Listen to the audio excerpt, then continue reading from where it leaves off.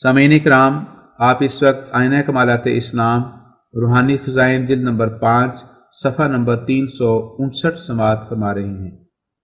التبلیغ بسم اللہ الرحمن الرحیم نحمدہ و نصلی۔ پنجاب اور ہندوستان اور ممالک عرب اور فارس اور روم اور مصر اور ایران اور ترکستان اور دیگر بلاد کے پیرزادوں اور سجادہ نشینوں اور بدعتی فقیروں اور زاہدوں اور صوفیوں اور خانقاہوں کے گوشہ گزینوں کی طرف۔ ایک مجلس میں میرے مخلص دوست حبی فی اللہ مولوی عبدالکریم صاحب سیالکوٹی نے بتاریخ 11 جنوری 1893 بیان کیا کہ اس کتاب دافل و ساوس میں ان فقراء اور پیرزادوں کی طرف بھی بطور دعوت و اتمام حجت ایک خط شامل ہونا چاہیے تھا جو بدعات میں دن رات غرق اور منشاء کتاب اللہ سے بکلی مخالف چلتے ہیں،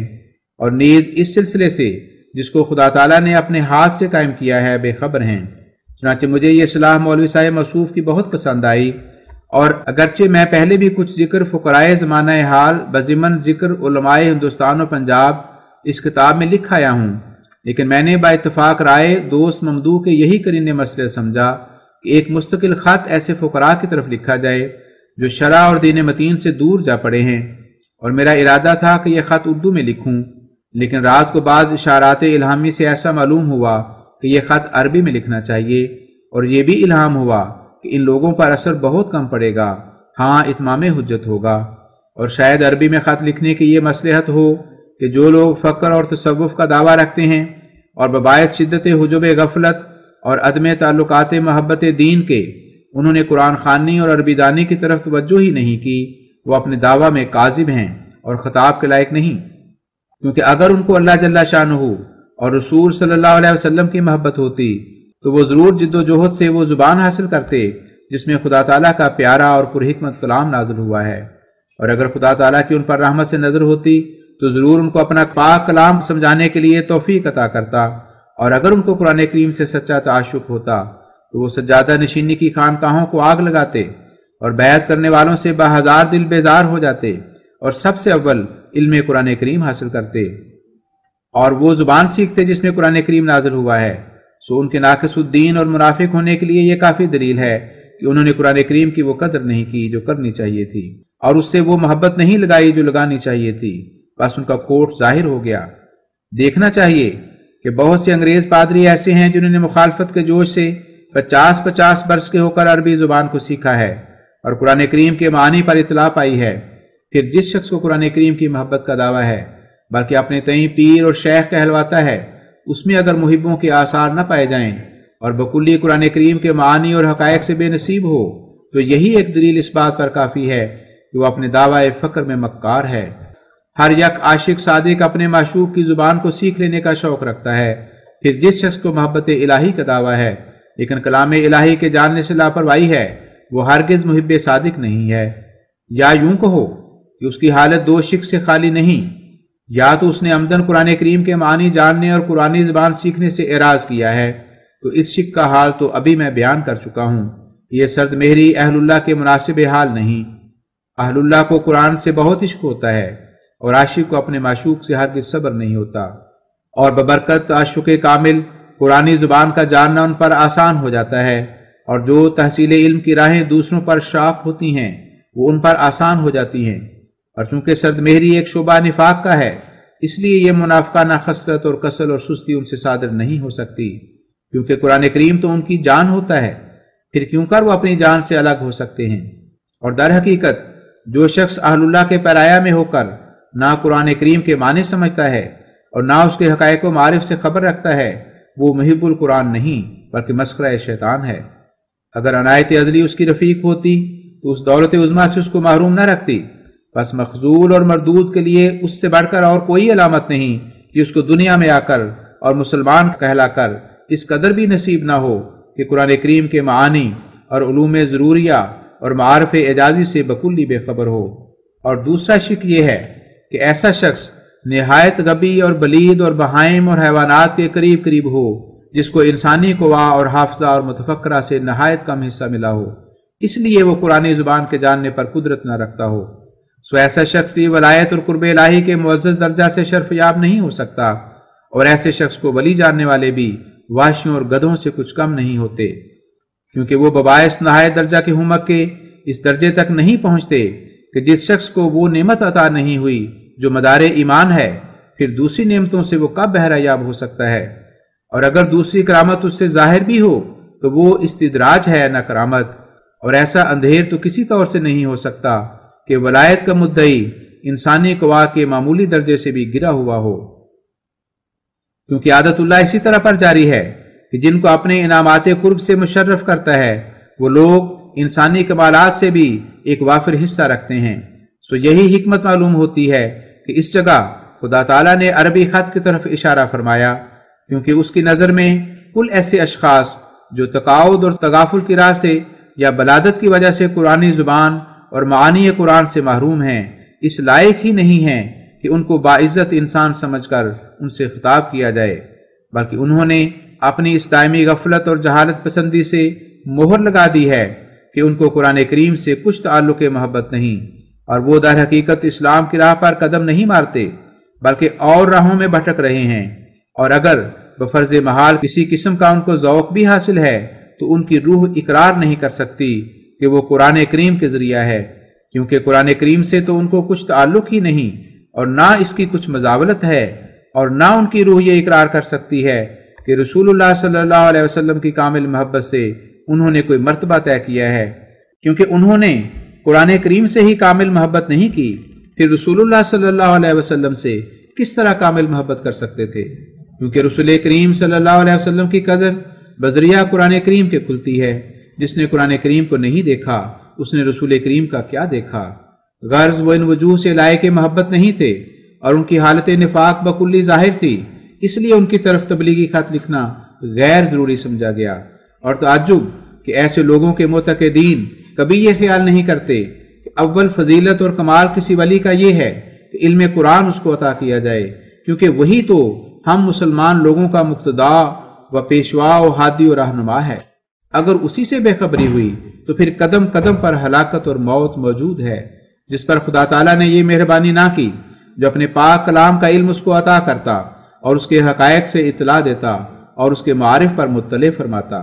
ایسے بد نصیب شخص پر دوسری مہربانی اور کیا ہوگی؟ حالانکہ وہ آپ فرماتا ہے کہ میں جس کو حقیقی پاکیزگی بخشتا ہوں اس پر قرآنی علوم کے چشمے کھولتا ہوں، اور نیز فرماتا ہے کہ جس کو چاہتا ہوں علم قرآن دیتا ہوں، اور جس کو علم قرآن دیا گیا اس کو وہ چیز دی گئی جس کے ساتھ کوئی چیز برابر نہیں۔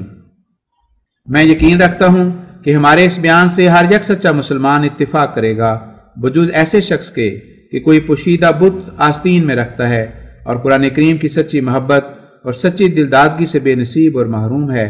اور اب صفحہ آئندہ پر ہم عربی خط لکھتے ہیں، اور وہ یہ ہے۔ سامعین، اس سے آگے صفحہ 364 تا 596 بے عربی اور فارسی حصہ پر مشتمل ہے۔ عربی اور فارسی حصہ چھوڑ کر صفحہ 597 سے اردو حصہ سماعت فرمائیں۔ صفحہ نمبر 597۔ شیخ محمد حسین بٹالوی کے اس پرچے کا جواب جو انہوں نے 9 جنوری 1893 کو لکھ کر اپنے پرچہ نمبر 1 جلد 15 میں شائع کیا۔ خدا چوں ببندد دو چشمے کسے، نبیند وگر مہر تابت بسے۔ شیخ صاحب بٹالوی نے پھر اس پرچے کے صفحہ 22 میں اس عاجز پر یہی الزام لگایا ہے کہ دروغ سے آپ کی کوئی تحریر خالی نہیں۔ سچ ہے، انسان جس وقت بباعث تکبر اور حسد کے پردوں کے نابینا ہو جاتا ہے تو اس وقت اس کو ظلمت ہی ظلمت نظر آتی ہے، مگر یاد رہے کہ یہ الزام کچھ نئے نہیں۔ خدا تعالیٰ کے نیک بندے جس قدر دنیا میں آئے، بدتینتوں نے ان پر یہی الزام لگائے کہ یہ جھوٹے ہیں، کذاب ہیں، مفتری ہیں، شہوت پرست ہیں، مال خور ہیں۔ لیکن جب دنیا ان دونوں گروہ میں فیصلہ نہ کر سکے تب آخر اس نے جس کی نظر دلوں کے پاتال تک پہنچتی ہے اپنے آسمانی فیصلہ سے روز روشن کی طرح دکھلا دیا کہ کون کذاب اور کون صادق ہے۔ سو اس وقت میں کچھ ضرور نہیں سمجھتا کہ بار بار اپنے صدق کے ثبوت پیش کروں۔ میں خوب جانتا ہوں کہ جس پر میرا بھروسہ ہے اور جو میری اندرونی حالتوں کو سب سے بہتر جانتا ہے وہ آپ فیصلہ کرے گا۔ دیکھنا چاہیے کہ ایک زمانے تک ہمارے سید و مولا نبی صلی اللہ علیہ وسلم نے कुफ्फार नाबकार से क्या कुछ अपने नाम सुने और उन पर किस कदर बेजा तोहमतें इफ्तरा वगैरह की लगाई गईं, लेकिन चूंकि वो सच्चे थे और खुदा उनके साथ था इसलिए आखिरकार मख्फी ना रह सके। और आसमान ने बड़ी कुव्वत के साथ उन नूरों के जाहिर करने के लिए जोश मारा, तो तब सब मुकज़्ज़िब ऐसे नाबूद हुए और लपेटे गए जैसे कोई कागज़ का तख्ता लपेट देवे। याद रहे कि अक्सर ऐसे असरार दकीका बसूरत अक़वाल या अफ़आल अंबिया से ज़ुहूर में आते रहे हैं कि जो नादानों की नज़र में सख्त बेहुदा और शर्मनाक काम थे, जैसा कि हज़रत मूसा अलैहिस्सलाम का मिस्रियों के बर्तन और पारचात मांग कर ले जाना और फिर अपने तसर्रुफ़ में लाना, और हज़रत मसीह का किसी फ़ाहिशा के घर में चले जाना और उसका इतर पेश करदा जो हलाल वजह से नहीं था इस्तेमाल करना और उसके लगाने से रोक ना देना, और हज़रत इब्राहीम अलैहिस्सलाम का 3 मरतबा ऐसे तौर पर कलाम करना जो बज़ाहिर द्रोह गोई में दाखिल था। फिर अगर कोई तकब्बुर और ख़ुद सताई की राह से इस बिना पर हज़रत मूसा की निस्बत ये कहे कि नौज़ बिल्लाह वो हराम खाने वाला था, या हज़रत मसीह की निस्बत ये ज़ुबान पर लावे कि वो तवाइफ के गंदे माल को अपने काम में लाया, या हज़रत इब्राहीम की निस्बत ये तहरीर शाया करे कि मुझे जिस कदर उन पर बदगुमानी है उसकी वजह उनकी द्रोह गोई है, तो ऐसे खबीस की निस्बत और क्या कह सकते हैं कि उसकी फितरत इन पाक लोगों की फितरत से मगायर पड़ी हुई है और शैतान की फितरत के मुवाफिक उस पलीद का मादा और खमीर है। सो हज़रत बटालवी साहिब याद रखें कि जिस कदर आप इस आजिज़ की निस्बत बबायस अपनी नादानी के द्रोह गोई के इल्ज़ाम लगाते हैं, वो इसी किस्म के एतराज़ हैं जो पहले इससे नाबकार लोगों ने अंबिया अलैहिमुस्सलाम पर किए हैं, मगर आप पर तकब्बुर और गुरूर और ख़ुद पसंदी का एतराज़ है जो उसी मुअल्लिमुल मलकूत का खासा है जो आपका करीने दायमी है। अगर कोई किज़्ब हकीकत में हमसे ज़ुहूर में आया है तो हम उसकी सज़ा पाएंगे, और अगर खलीलुल्लाह के कलिमात की तरह हमारा कोई कलिमा किसी नादान की नज़र में बसूरत दरोग मालूम हो तो ये उसकी नादानी होगी जो एक दिन ज़रूर उसको रुसवा करेगी। खुदा ताला ऐसे लोगों से पनाह में रखे जो कि इबलीस की चादर पहनकर अपने नफसानी पिंदार से हम चुमन दीगरे नेस्त कहते फिरें और अपनी कोरबातनी से दूसरों की नुक्ताचीनी करें। मैं सच सच कहता हूँ कि क़यामत के दिन शिर्क के बाद तकब्बुर जैसी और कोई बला नहीं। ये एक ऐसी बला है जो दोनों जहान में इंसान को रुसवा करती है। खुदा ताला का रहम हर यक मुआहिद का तदारुक करता है मगर मुतकब्बिर का नहीं। शैतान भी मुआहिद होने का दम मारता था, मगर चूंकि उसके सर में तकब्बुर था, और आदम को जो खुदा ताला की नज़र में प्यारा था, जब उसने तौहीन की नज़र से देखा और उसकी नुक्ताचीनी की, इसलिए वो मारा गया और तौके लानत उसकी गर्दन में डाला गया। सो पहला गुनाह जिससे एक शख्स हमेशा के लिए हलाक हुआ तकब्बुर ही था। अब मैं अल्लाह जल्ला शानहू की कसम खाकर कहता हूँ जिसके हाथ में मेरी जान है, जो बदकार मुफ्तरी को बेसज़ा नहीं छोड़ेगा कि खुदा ताला ने जैसे मुझे मसीह इब्ने मरियम करार दिया ऐसा ही आदम भी करार दिया, और फरमाया कि अरदतु अन इस्तखलफा फखलक़तु आदमा, यानी मैंने इरादा किया कि दुनिया में अपना खलीफा मुकर्रर करूं, सो मैंने आदम को पैदा किया, यानी इस आजिज़ को। सो जब कि मैं आदम ठहरा तो मेरे लिए एक नुक्ताचीन भी चाहिए था जो अव्वल लोगों की नज़र में मलकूत में दाखिल हो और फिर इला यौमिद्दीन का जामा पहने। सो अब मालूम हुआ कि वो आप ही हैं। और फिर मैं कसम खाकर कहता हूँ कि ये फ़िक्रा जो मैं ऊपर लिखाया हूँ ये अल्लाह जल्ला शानहू का कलाम है, और अगर ये अल्लाह जल्ला शानहू का कलाम नहीं तो मैं दुआ करता हूँ कि खुदा ताला एक रात भी मुझको मोहलत ना दे और मेरे पर वो सज़ा नाज़िल करे जो किसी पर ना की हो। ए मेरे खुदा, ए मेरे हादी रहनुमा, अगर ये तेरा कलाम नहीं, अगर तूने ही मुझे खलीफा मुकर्रर नहीं किया, अगर तूने ही मेरा नाम ईसा नहीं रखा और तूने ही मेरा नाम आदम नहीं रखा, तो मुझे जिंदों में से काट डाल। लेकिन अगर मैं तेरी तरफ से हूँ और तेरा ही हूँ तो मेरी मदद कर, जैसा कि तू उनकी मदद करता है जो तेरी तरफ से आते हैं। बिलाखिर मैं इस बात के लिखने से भी नहीं रह सकता कि बटालवी साहिब का रईसुल मुतकब्बिरीन होना सिर्फ मेरा ही ख्याल नहीं बल्कि एक ग्रोह कसीर मुसलमानों का इस पर शहादत दे रहा है, और साथ ही लोग इस बात से भी हैरान हैं कि यह तकब्बुर किस वजह से और किस बिना पर है। मसलन शैतान ने जो तकब्बुर किया तो उसकी ये बिना थी जो वो अपने तई नजीबुल खलकत समझता था, और खलकतनी मिन नार का दम मारकर अल आराफ 13। حضرت صفی اللہ پر خلقتہ من طین کی نکتہ چینی کرتا تھا۔ بس اگر حضرت بٹالوی صاحب اوروں کی نسبت اپنے تئیں ایک خاص طور سے نجیب الطرفین خیال کرتے ہیں تو اس کا کوئی ثبوت دینا چاہیے اور کوئی ایک آدھ شہادت پیش کرنی چاہیے، اور اگر تکبر کی بنا کسی نوع کا علم ہے جو میاں شیخ الکل یا کسی اور سے حاصل کیا ہے تو اس کا بھی ثبوت چاہیے، کیونکہ اب تک ہمیں اس بات کا علم نہیں کہ کون سا علم ان کو حاصل ہے، آیا طبیب ہیں یا فلاسفر ہیں یا حیات دان ہیں یا منطقی یا ادیب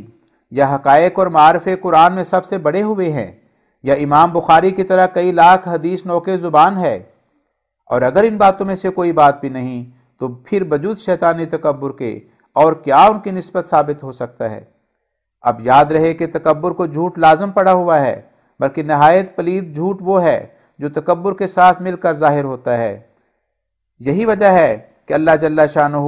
متکبر کا سب سے پہلے سر توڑتا ہے، سو اسی طرح اب بھی توڑے گا۔ یہ تو ثابت ہو چکا ہے کہ میاں بٹالوی کا یہ شیوہ ہے کہ اپنا تو خاص طور پر مولوی نام رکھا ہے اور دوسروں کا نام جاہل، احمق، ان پڑھ اور جس پر بڑی مہربانی ہوئی اس کو منشی کر کے پکارا ہے، اور ہماری جماعت کا نام جہلاء اور سفہاء کی جماعت نام رکھا ہے۔ اب میاں بٹالوی بتلاویں کہ انہوں نے اپنے تئیں مولوی قرار دینے اور دوسروں کا نام جاہل اور ان پڑھ رکھنے میں سچ بولا ہے یا جھوٹ؟ میں سچ سچ کہتا ہوں کہ میں دیکھتا ہوں کہ میاں بٹالوی کی جڑوں میں جھوٹ رچا ہوا ہے، اور تکبر کی پلید سرشت نے اور بھی اس جھوٹ کو زہریلا مادہ بنا دیا ہے، چونکہ شیطانی نخوت نے اپنا پورا بوجھ ان پر ڈال دیا ہے۔ اس لیے ایک زور کے ساتھ دروغ گوئی کی نجاست ان کے منہ سے بہہ رہی ہے، پھر اس کے ساتھ وقاحت یہ کہ دوسروں کا نام دروغ گو رکھتے ہیں۔ میں یہ حلفاً کہہ سکتا ہوں کہ اگر میرے مکرم و مخدوم دوست مولوی حکیم نور الدین صاحب بارک اللہ تعالی فی مجدہ و علمہ و بقائہ و رزق عبادہ من نفحات فیوزہ و برکات نورہ و ضیائہ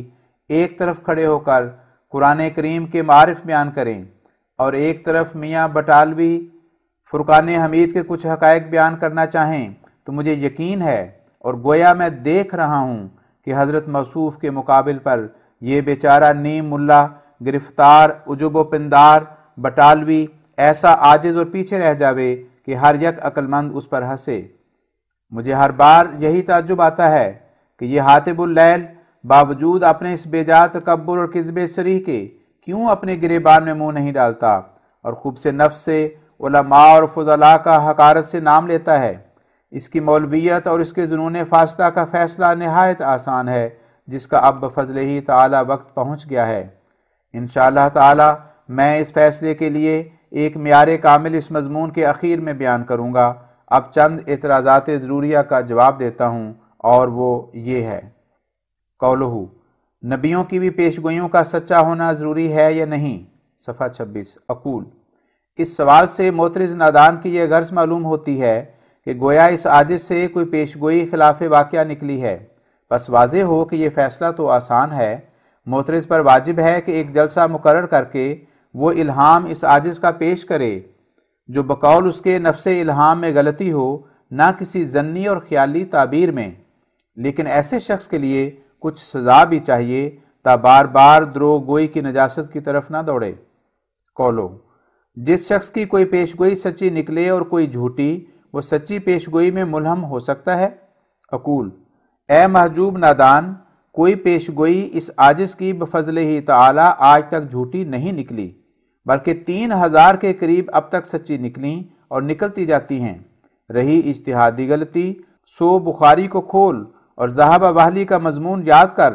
اور ان لوگوں کی مشابہت سے ڈر جو بعض پیشگوئیوں کی اجتہادی غلطیوں کو دیکھ کر مرتد ہو گئے تھے۔ قولہ سامعین، قولہ سے یہاں مراد یعنی بٹالوی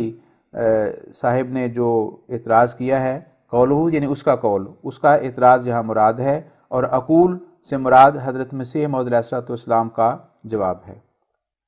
قولہ ایسا شخص اگر جھوٹ بولتا ہو، لوگوں کے مال ناجائز مارتا ہو، تو پھر بھی وہ اگر اس کی کوئی پیشگوئی سچی نکل آوے، ملہم، ولی، محدث اور خدا کا مخاطب ہو سکتا ہے؟ اقول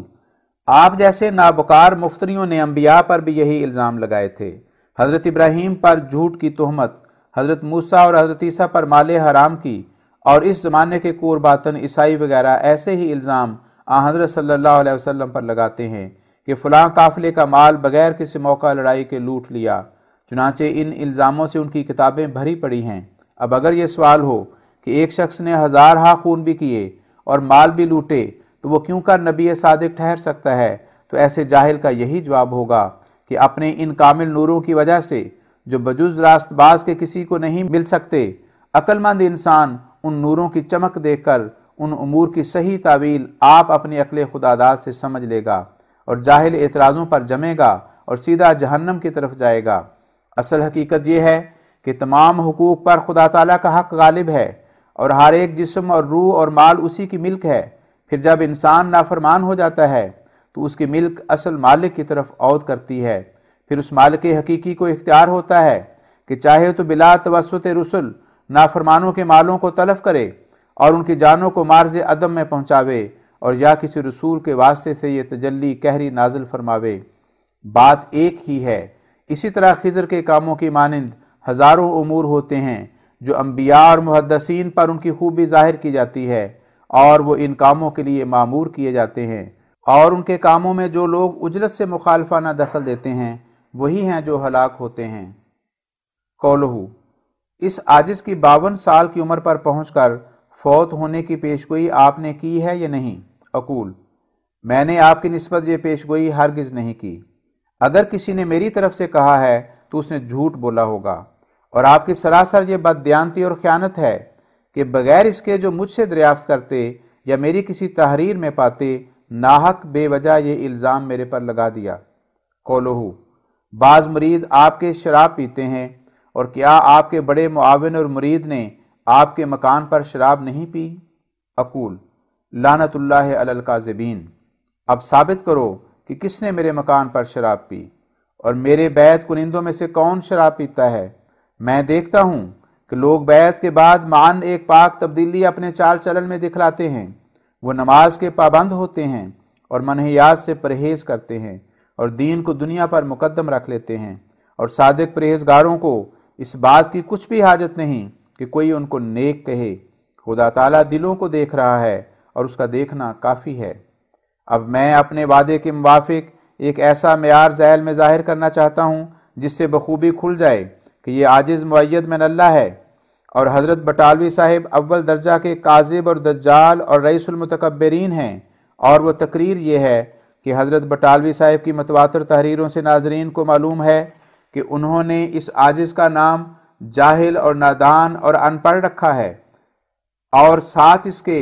یہ بھی دعویٰ کیا ہے کہ یہ عاجز دراصل ملہم اور محدث نہیں ہے بلکہ مفتری اور کذاب اور دجال ہے، اور بقول ان کے اس عاجز کے رگ و ریشہ میں جھوٹ رچا ہوا ہے۔ اور جب بعض نشان ان کو دکھلائے گئے تو ان کی نسبت ان کا یہ بیان ہے کہ کبھی جھوٹے مدعی کی بھی خدا تعالیٰ مدد کرتا ہے، اور حالانکہ جانتا ہے کہ یہ میری مدد اس کذاب کے صدق کے دعویٰ کے لیے دلیل ٹھہر جائے گی، تب بھی مدد کرتا ہے، اور ایسے کذابوں کو توفیق دیتا ہے کہ وہ رمل کے ذریعہ سے یا جفر کے ذریعہ سے کوئی بات کہہ دیں اور وہ بات پوری ہو جائے۔ سو اس قسم کے نشانوں کو بٹالوی صاحب نے اپنے بیہودہ بیانات سے رد کر دیا ہے، لیکن اس جگہ ایک اور معیار ہے جو ہم ذیل میں لکھتے ہیں۔ ایک روحانی نشان جس سے ثابت ہوگا کہ یہ عاجز صادق اور خدا تعالیٰ سے معید ہے یا نہیں، اور شیخ محمد حسین بٹالوی اس عاجز کو کاذب اور دجال قرار دینے میں صادق ہے یا خود کاذب اور دجال ہے۔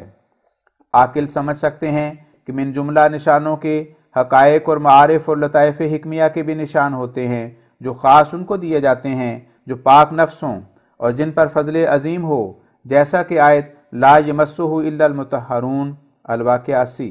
اور آیت ومن یؤت الحکمۃ فقد اوتی خیرا کثیرا البقرہ 270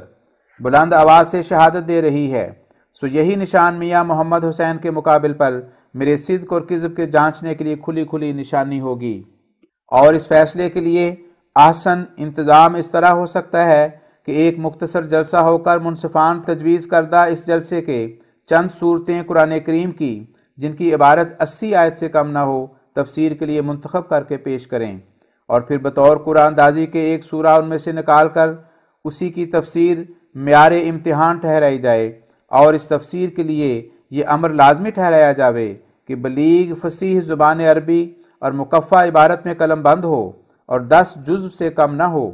اور جس قدر اس میں حقائق اور معارف لکھے جائیں وہ نقل عبارت کی طرح نہ ہو بلکہ معارف جدیدہ اور لطائف غریبہ ہوں جو کسی دوسری کتاب میں نہ پائے جائیں، اور بائیں ہمہ اصل تعلیم قرآنی سے مخالف نہ ہوں بلکہ ان کی قوت اور شوکت ظاہر کرنے والے ہوں،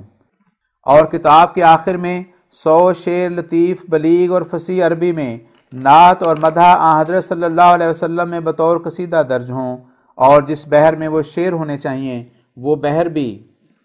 بطور قرآن اندازی کے اسی جلسے میں تجویز کیا جائے، اور فریقین کو اس کام کے لیے 40 دن کی مہلت دی جائے، اور 40 دن کے بعد جلسہ عام میں فریقین اپنی اپنی تفسیر اور اپنے اپنے اشعار جو عربی میں ہوں گے سنا دیں۔ پھر اگر یہ عاجز شیخ محمد حسین بٹالوی سے حقائق و معارف کے بیان کرنے اور عبارت عربی فصیح و بلیغ اور اشعار آبدار مدحیہ کے لکھنے میں قاصر اور کم درجے پر رہا، یا یہ کہ شیخ محمد حسین اس عاجز سے برابر رہا، تو اسی وقت یہ عاجز اپنی خطا کا اقرار کرے گا اور اپنی کتابیں جلا دے گا، اور شیخ محمد حسین کا حق ہوگا کہ اس وقت عاجز کے گلے میں رسہ ڈال کر یہ کہے کہ اے کذاب، اے دجال، اے مفتری، آج تیری رسوائی ظاہر ہوئی۔ اب کہاں ہے وہ جس کو تو کہتا تھا کہ میرا مددگار ہے؟ اب تیرا الہام کہاں ہے اور تیرے خارق کدھر چھپ گئے؟ لیکن اگر یہ عاجز غالب ہوا تو پھر چاہیے کہ میاں محمد حسین اسی مجلس میں کھڑے ہو کر ان الفاظ سے توبہ کرے کہ اے حاضرین، آج میری روح سیاہی ایسی کھل گئی کہ جیسے آفتاب کے نکلنے سے دن کھل جاتا ہے، اور اب ثابت ہوا کہ یہ شخص حق پر ہے، اور میں ہی دجال تھا، اور میں ہی کذاب تھا، اور میں ہی کافر تھا، اور میں ہی بے دین تھا، اور اب میں توبہ کرتا ہوں۔ سب گواہ رہیں۔ بعد اس کے اسی مجلس میں اپنی کتابیں جلا دے اور ادنا خادموں کی طرح پیچھے ہو لے۔ یہاں حضور نوٹ میں فرماتے ہیں شیخ بٹالوی کو اختیار ہوگا کہ میاں شیخ الکل اور دوسرے تمام متکبر ملاؤں کو ساتھ ملا لے۔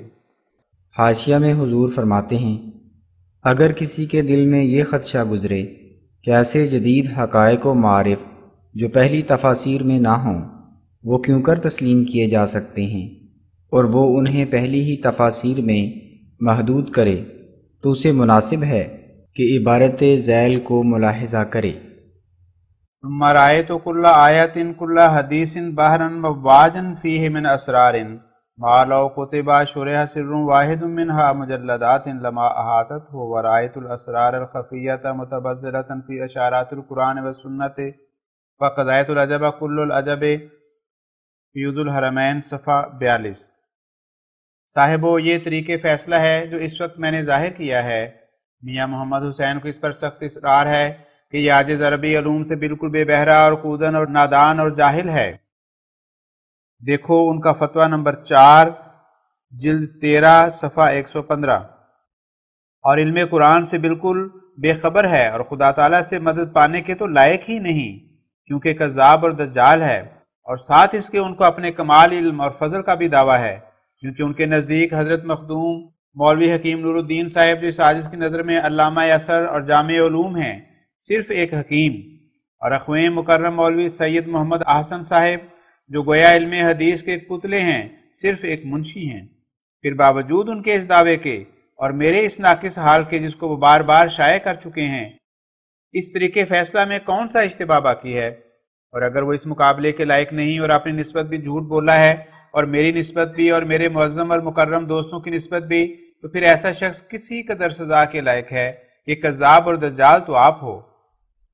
اور دوسروں کو خواہ نخواہ دروغ گو کر کے مشتہر کرے۔ اور یہ بات بھی یاد رہے کہ یہ عاجز در حقیقت نہایت ضعیف اور ہیچ ہے، گویا کچھ بھی نہیں، لیکن خدا تعالیٰ نے چاہا ہے کہ متکبر کا سر توڑے اور اس کو دکھاوے کہ آسمانی مدد اس کا نام ہے۔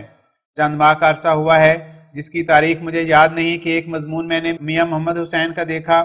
جس میں میری نسبت لکھا ہوا تھا کہ یہ شخص کذاب اور دجال اور بے ایمان اور بائیں ہمہ سخت نادان اور جاہل اور علوم دینیہ سے بے خبر ہے۔ تب میں جناب الہی میں رویا کہ میری مدد کر، تو اس دعا کے بعد الہام ہوا کہ ادعونی استجب لکم، یعنی دعا کرو کہ میں قبول کروں گا، مگر میں بالطبع نافر تھا کہ کسی کے عذاب کے لیے دعا کروں، آج جو 29 شعبان 1310 ہجری ہے، اس مضمون کے لکھنے کے وقت خدا تعالیٰ نے دعا کے لیے دل کھول دیا۔ سو میں نے اس وقت اسی طرح سے رقت دل سے اس مقابلے میں فتح پانے کے لیے دعا کی اور میرا دل کھل گیا، اور میں جانتا ہوں کہ قبول ہو گئی، اور میں جانتا ہوں کہ وہ الہام جو مجھ کو میاں بٹالوی کی نسبت ہوا تھا کہ انی مہین من ارادہ احانتک، وہ اسی موقع کے لیے ہوا تھا۔ میں نے اس مقابلے کے لیے 40 دن کا عرصہ ٹھہرا کر دعا کی ہے، اور وہی عرصہ میری زبان پر جاری ہوا۔ اب صاحبو، اگر میں اس نشان میں جھوٹا نکلا یا میدان سے بھاگ گیا یا کچے بہانوں سے ٹال دیا تو تم سارے گواہ رہو کہ بے شک میں کذاب اور دجال ہوں۔ تب میں ہر یک سزا کے لائق ٹھہروں گا، کیونکہ اس موقع پر ہر یک پہلو سے میرا کذب ثابت ہو جائے گا، اور دعا کا نامنظور ہونا کھل کر میرے الہام کا باطل ہونا بھی ہر یک پر ہویدہ ہو جائے گا۔ لیکن اگر میاں بٹالوی مغلوب ہو گئے تو ان کی ذلت اور روح سیاہی اور جہالت اور نادانی روز روشن کی طرح ظاہر ہو جائے گی۔ اب اگر وہ اس کھلے کھلے فیصلے کو منظور نہ کریں اور بھاگ جائیں اور خطا کا اقرار بھی نہ کریں تو یقیناً سمجھو کہ ان کے لیے خدا تعالیٰ کی عدالت سے مندرجہ ذیل انعام ہے۔ لعنت لعنت لعنت لعنت لعنت لعنت لعنت لعنت لعنت لعنت۔ تلک عشرۃ کاملہ۔ المشتہر مرزا غلام احمد قادیانی، 30 مارچ 1893۔ اس کے ساتھ ایک نوٹ ہے۔ حضور فرماتے ہیں کہ اگر میاں بٹالوی اس نشان کو منظور نہ کریں اور کسی قسم کا نشان چاہیں تو پھر اسی کے بارے میں دعا کی جائے گی، مگر پہلے اشتہارات کے ذریعہ سے شائع کر دیں کہ میں اس مقابلے سے عاجز اور قاصر ہوں۔ اور تنبیہ کے طور پر یہ بھی لکھا ہے، اگر اس کا جواب 1 اپریل سے 2 ہفتے کے اندر نہ آیا تو آپ کی گریز سمجھی جائے گی۔ سامعین، اس وقت آئینہ کمالات اسلام کا صفحہ نمبر 605 ہم شروع کریں گے۔ بسم اللہ الرحمن الرحیم، نحمدہ و نصلی علی رسولہ الکریم۔ قیامت کی نشانی۔ قرب قیامت کی نشانیوں میں سے یہ ایک بڑی نشانی ہے جو اس حدیث سے معلوم ہوتی ہے جو امام بخاری اپنی صحیح میں عبداللہ بن عمر بن العاص سے لائے ہیں، اور وہ یہ ہے: یقبض العلم بقبض العلماء حتی اذا لم یبق عالم اتخذ الناس رؤوسا جہالا فسئلوا فافتوا بغیر علم فضلوا واضلوا۔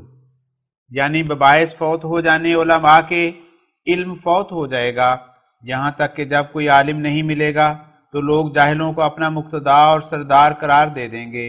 اور مسائل دینی کی دریافت کے لیے ان کی طرف رجوع کریں گے۔ تب وہ لوگ بباعث جہالت اور عدم ملکہ استنباط مسائل خلاف طریق صدق کو صواب فتویٰ دیں گے، پس آپ بھی گمراہ ہوں گے اور دوسروں کو بھی گمراہ کریں گے۔ اور پھر ایک اور حدیث میں ہے کہ اس زمانے کے فتویٰ دینے والے یعنی مولوی اور محدث اور فقیہ ان تمام لوگوں سے بدتر ہوں گے جو روئے زمین پر رہتے ہوں گے۔ پھر ایک اور حدیث میں ہے کہ وہ قرآن پڑھیں گے اور قرآن ان کے حنجروں کے نیچے نہیں اترے گا، یعنی اس پر عمل نہیں کریں گے۔ ایسا ہی اس زمانے کے مولویوں کے حق میں اور بھی بہت سی حدیثیں ہیں، مگر اس وقت ہم بطور نمونہ صرف اس حدیث کا ثبوت دیتے ہیں جو غلط فتووں کے بارے میں ہم اوپر لکھ چکے ہیں، تاکہ ہر یک کو معلوم ہو کہ آج کل اگر مولویوں کے وجود سے کچھ فائدہ ہے تو صرف اس قدر کہ ان کے یہ لچھن دیکھ کر قیامت یاد آتی ہے اور قرب قیامت کا پتہ لگتا ہے، اور حضرت خاتم الانبیاء صلی اللہ علیہ وسلم کی ایک پیش گوئی کی پوری تصدیق ہم بچشم خود مشاہدہ کرتے ہیں۔ اس اجمال کی تفصیل یہ ہے کہ چونکہ سال گزشتہ میں بمشورہ اکثر احباب یہ بات قرار پائی تھی کہ ہماری جماعت کے لوگ کم سے کم 1 مرتبہ سال میں بنیت استفادہ ضروریات دین و مشورہ الہ کلمہ اسلام و شرع متین اس عاجز سے ملاقات کریں، اور اس مشورے کے وقت یہ بھی قرین مسئلے سمجھ کر مقرر کیا گیا تھا کہ 27 دسمبر کو اس غرض سے قادیان میں آنا انسب اور اولا ہے، کیونکہ یہ تعطیل کے دن ہیں اور ملازمت پیشہ لوگ ان دنوں میں فرصت اور فراغت رکھتے ہیں، اور بباعث ایام سرما یہ دن سفر کے مناسب حال بھی ہیں۔ چنانچہ احباب اور مخلصین نے اس مشورے پر اتفاق کر کے خوشی ظاہر کی تھی اور کہا تھا کہ یہ بہتر ہے۔ اب 27 دسمبر 1892 کو اسی بنا پر اس عاجز نے ایک خط بطور اشتہار کے تمام مخلصوں کی خدمت میں بھیجا جو ریاض ہند پریس قادیان میں چھپا تھا، جس کے مضمون کا خلاصہ یہ تھا کہ اس جلسے کے اغراض میں سے بڑی غرض یہ بھی ہے کہ تا ہر یک مخلص کو بالمواجہ دینی فائدہ اٹھانے کا موقع ملے اور ان کی معلومات دینی وسیع ہوں اور معرفت ترقی پذیر ہو۔ اب سنا گیا ہے کہ اس کارروائی کو بدعت بلکہ معصیت ثابت کرنے کے لیے ایک بزرگ نے ہمت کر کے ایک مولوی صاحب کی خدمت میں جو رحیم بخش نام رکھتے ہیں اور لاہور میں چینیاں والی مسجد کے امام ہیں ایک استفتاء پیش کیا، جس کا یہ مطلب تھا کہ ایسے جلسے پر روزے معین پر دور سے سفر کر کے جانے میں کیا حکم ہے، اور ایسے جلسے کے لیے اگر کوئی مکان بطور خانقاہ کے تعمیر کیا جائے تو ایسے مدد دینے والے کی نسبت کیا حکم ہے۔ استفتاء میں یہ آخری خبر اس لیے بڑھائی گئی جو مستفتی صاحب نے کسی سے سنا ہوگا، جو حبی فی اللہ اخویم مولوی حکیم نور الدین صاحب نے اس مجمع مسلمانوں کے لیے اپنے صرف سے جو غالباً 700 روپیہ یا کچھ اس سے زیادہ ہوگا قادیان میں ایک مکان بنوایا، جس کی امداد خرچ میں اخویم حکیم فضل الدین صاحب بہروی نے بھی 300-400 روپیہ دیا ہے۔ اس استفتاء کے جواب میں میاں رحیم بخش صاحب نے ایک طول طویل عبارت ایک غیر متعلق حدیث شد رحال کے حوالے سے لکھی ہے، جس کے مختصر الفاظ یہ ہیں کہ ایسے جلسے پر جانا بدعت بلکہ معصیت ہے، اور ایسے جلسوں کا تجویز کرنا محدثات میں سے ہے جس کے لیے کتاب اور سنت میں کوئی شہادت نہیں، اور جو شخص اسلام میں ایسا امر پیدا کرے وہ مردود ہے۔ اب منصف مزاج لوگ ایماناً کہیں کہ ایسے مولویوں اور مفتیوں کا اسلام میں موجود ہونا قیامت کی نشانی ہے یا نہیں؟ اے بھلے مانس، کیا تجھے خبر نہیں کہ علم دین کے لیے سفر کرنے کے بارے میں صرف اجازت ہی نہیں بلکہ قرآن اور شارع علیہ السلام نے اس کو فرض ٹھہرا دیا ہے، جس کا عمدن تارک مرتکب کبیرہ اور عمدن انکار پر اصرار بعض صورتوں میں کفر۔ کیا تجھے معلوم نہیں کہ نہایت تاکید سے فرمایا گیا ہے کہ طلب العلم فریضۃ علی کل مسلم و مسلمہ، اور فرمایا گیا ہے کہ اطلب العلم ولو کان فی الصین، یعنی علم طلب کرنا ہر یک مسلمان مرد اور عورت پر فرض ہے، اور علم کو طلب کرو اگرچہ چین میں جانا پڑے۔ اب سوچو کہ جس حالت میں یہ عاجز اپنے صریح اور ظاہر الفاظ سے اشتہار میں لکھ چکا کہ یہ سفر ہر یک مخلص کا طلب علم کی نیت سے ہوگا، پھر یہ فتویٰ دینا کہ جو شخص اسلام میں ایسا امر پیدا کرے وہ مردود ہے، کس قدر دیانت اور امانت اور انصاف اور تقوی اور طہارت سے دور ہے۔ رہی یہ بات کہ ایک تاریخ مقررہ پر تمام بھائیوں کا جمع ہونا، تو یہ صرف انتظام ہے، اور انتظام سے کوئی کام کرنا اسلام میں کوئی مذموم امر اور بدعت نہیں۔ انما الاعمال بالنیات، بدظنی کے مادہ فاسدہ کو ذرا دور کر کے دیکھو کہ ایک تاریخ پر آنے میں کون سی بدعت ہے، جبکہ 27 دسمبر کو ہر یک مخلص بآسانی ہمیں مل سکتا ہے، اور اس کے ضمن میں ان کی باہم ملاقات بھی ہو جاتی ہے، تو اس سہل طریق سے فائدہ اٹھانا کیوں حرام ہے؟ تعجب کہ مولوی صاحب نے اس عاجز کا نام مردود تو رکھ دیا، مگر آپ کو وہ حدیثیں یاد نہ رہیں جن میں طلب علم کے لیے پیغمبر خدا صلی اللہ علیہ وسلم نے سفر کی نسبت ترغیب دی ہے، اور جن میں ایک بھائی مسلمان کی ملاقات کے لیے جانا موجب خوشنودی خدائے عز و جل قرار دیا ہے، اور جن میں سفر کر کے زیارت صالحین کرنا موجب مغفرت اور کفارہ گناہ لکھا ہے۔ اور یاد رہے کہ یہ سراسر جہالت ہے کہ شد رحال کی حدیث کا یہ مطلب سمجھا جائے کہ بجوز قصد خانہ کعبہ یا مسجد نبوی یا بیت المقدس اور تمام سفر قطعی حرام ہیں۔ یہ بات ظاہر ہے کہ تمام مسلمانوں کو مختلف اغراض کے لیے سفر کرنے پڑتے ہیں، کبھی سفر طلب علمی ہی کے لیے ہوتا ہے، اور کبھی سفر ایک رشتہ دار یا بھائی یا بہن یا بیوی کی ملاقات کے لیے، یا مثلاً عورتوں کا سفر اپنے والدین کے ملنے کے لیے، یا والدین کا اپنی لڑکیوں کی ملاقات کے لیے، اور کبھی مرد اپنی شادی کے لیے، اور کبھی تلاش معاش کے لیے، اور کبھی پیغام رسانی کے طور پر، اور کبھی زیارت صالحین کے لیے سفر کرتے ہیں، جیسا کہ حضرت عمر رضی اللہ عنہ نے حضرت اویس کرنی کے ملنے کے لیے سفر کیا تھا۔ اور کبھی سفر جہاد کے لیے بھی ہوتا ہے، خواہ وہ جہاد تلوار سے ہو اور خواہ بطور مباحثہ کے، اور کبھی سفر بنیت مباہلہ ہوتا ہے جیسا کہ آن حضرت صلی اللہ علیہ وسلم سے ثابت ہے، اور کبھی سفر اپنے مرشد کے ملنے کے لیے، جیسا کہ ہمیشہ اولیاء کبار جن میں سے حضرت شیخ عبد القادر رضی اللہ عنہ اور حضرت بایزید بستامی اور حضرت معین الدین چشتی اور حضرت مجدد الفسانی بھی ہیں، اکثر اسی غرض سے بھی سفر کرتے رہے، جن کے سفر نامے اکثر ان کے ہاتھ کے لکھے ہوئے اب تک پائے جاتے ہیں۔ اور کبھی سفر فتویٰ پوچھنے کے لیے بھی ہوتا ہے، جیسا کہ احادیث صحیحہ سے اس کا جواز بلکہ بعض صورتوں میں وجوب ثابت ہوتا ہے، اور امام بخاری کے سفر طلب علم حدیث کے لیے مشہور ہیں۔ شاید میاں رحیم بخش کو خبر نہیں ہوگی۔ اور کبھی سفر عجائبات دنیا کے دیکھنے کے لیے بھی ہوتا ہے، جس کی طرف آیت کریمہ قل سیروا فی الارض اشارہ فرما رہی ہے، اور کبھی سفر صادقین کی صحبت میں رہنے کی غرض سے، جس کی طرف آیت کریمہ یا ایھا الذین آمنوا اتقوا اللہ وکونوا مع الصادقین التوبہ 119 ہدایت فرماتی ہے۔ اور کبھی سفر عیادت کے لیے بلکہ اتباع خیار کے لیے بھی ہوتا ہے، اور کبھی بیمار یا بیماردار علاج کرانے کی غرض سے سفر کرتا ہے، اور کبھی کسی مقدمہ، عدالت یا تجارت وغیرہ کے لیے بھی سفر کیا جاتا ہے۔ اور یہ تمام قسم سفر کی قرآن کریم اور احادیث نبویہ کے روح سے جائز ہیں، بلکہ زیارت صالحین اور ملاقات اخوان اور طلب علم کے سفر کی نسبت احادیث صحیحہ میں بہت کچھ حث و ترغیب پائی جاتی ہے۔ اگر اس وقت وہ تمام حدیثیں لکھی جائیں تو ایک کتاب بنتی ہے۔ ایسا فتویٰ لکھانے والے اور لکھنے والے یہ خیال نہیں کرتے کہ ان کو بھی تو اکثر اس قسم کے سفر پیش آ جاتے ہیں۔ بس اگر بجوز 3 مسجدوں کے اور تمام سفر کرنے حرام ہیں تو چاہیے کہ یہ لوگ اپنے تمام رشتے ناتے اور عزیز اقارب چھوڑ کر بیٹھ جائیں، اور کبھی ان کی ملاقات یا ان کی غمخواری یا ان کی بیمار پرسی کے لیے بھی سفر نہ کریں۔ میں خیال نہیں کرتا کہ بجوز ایسے آدمی کے جس کو تعصب اور جہالت نے اندھا کر دیا ہو، وہ ان تمام سفروں کے جواز میں متعمل ہو سکے۔ صحیح بخاری کا صفحہ 16 کھول کر دیکھو کہ سفر طلب علم کے لیے کس قدر بشارت دی گئی ہے، اور وہ یہ ہے کہ من سلک طریقا یطلب بہ علما سہل اللہ لہ طریق الجنہ، یعنی جو شخص طلب علم کے لیے سفر کرے اور کسی راہ پر چلے تو خدا تعالیٰ بہشت کی راہ اس پر آسان کر دیتا ہے۔ اب اے ظالم مولوی، ذرا انصاف کر کہ تو نے اپنے بھائی کا نام جو تیری طرح کلمہ گو، اہل قبلہ اور اللہ رسول پر ایمان لاتا ہے مردود رکھا، اور خدا تعالیٰ کی رحمت اور رسول اللہ صلی اللہ علیہ وسلم کی شفاعت سے بکلی محروم قرار دیا، اور اس صحیح حدیث بخاری کی بھی کچھ پرواہ نہ کی کہ اسد الناس بشفاعت یوم القیامت من قال لا الہ الا اللہ خالصا من قلبہ او نفسہ، اور مردود ٹھہرانے کی اپنے فتویٰ میں وجہ یہ ٹھہرائی کہ ایسا اشتہار کیوں شائع کیا اور لوگوں کو جلسے پر بلانے کے لیے کیوں دعوت کی۔ اے ناخدا درس، ذرا آنکھ کھول اور پڑھ کے اس اشتہار 7 دسمبر 1892 کا کیا مضمون ہے۔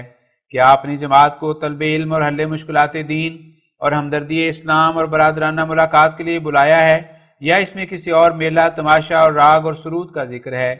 اے اس زمانے کے ننگے اسلام مولویو، تم اللہ جل شانہ سے کیوں نہیں ڈرتے؟ کیا ایک دن مرنا نہیں، یا ہر یک مواخذہ تم کو معاف ہے؟ حق بات کو سن کر اور اللہ اور رسول کے فرمودہ کو دیکھ کر تمہیں یہ خیال تو نہیں آتا کہ اب اپنی ضد سے باز آ جائیں، بلکہ مقدمہ باز لوگوں کی طرح یہ خیال آتا ہے کہ آؤ کسی طرح باتوں کو بنا کر اس کا رد چھاپیں تا لوگ نہ کہیں کہ ہمارے مولوی صاحب کو کچھ جواب نہ آیا۔ اس قدر دلیری اور بددیانتی اور یہ بخل اور بغض کس عمر کے لیے؟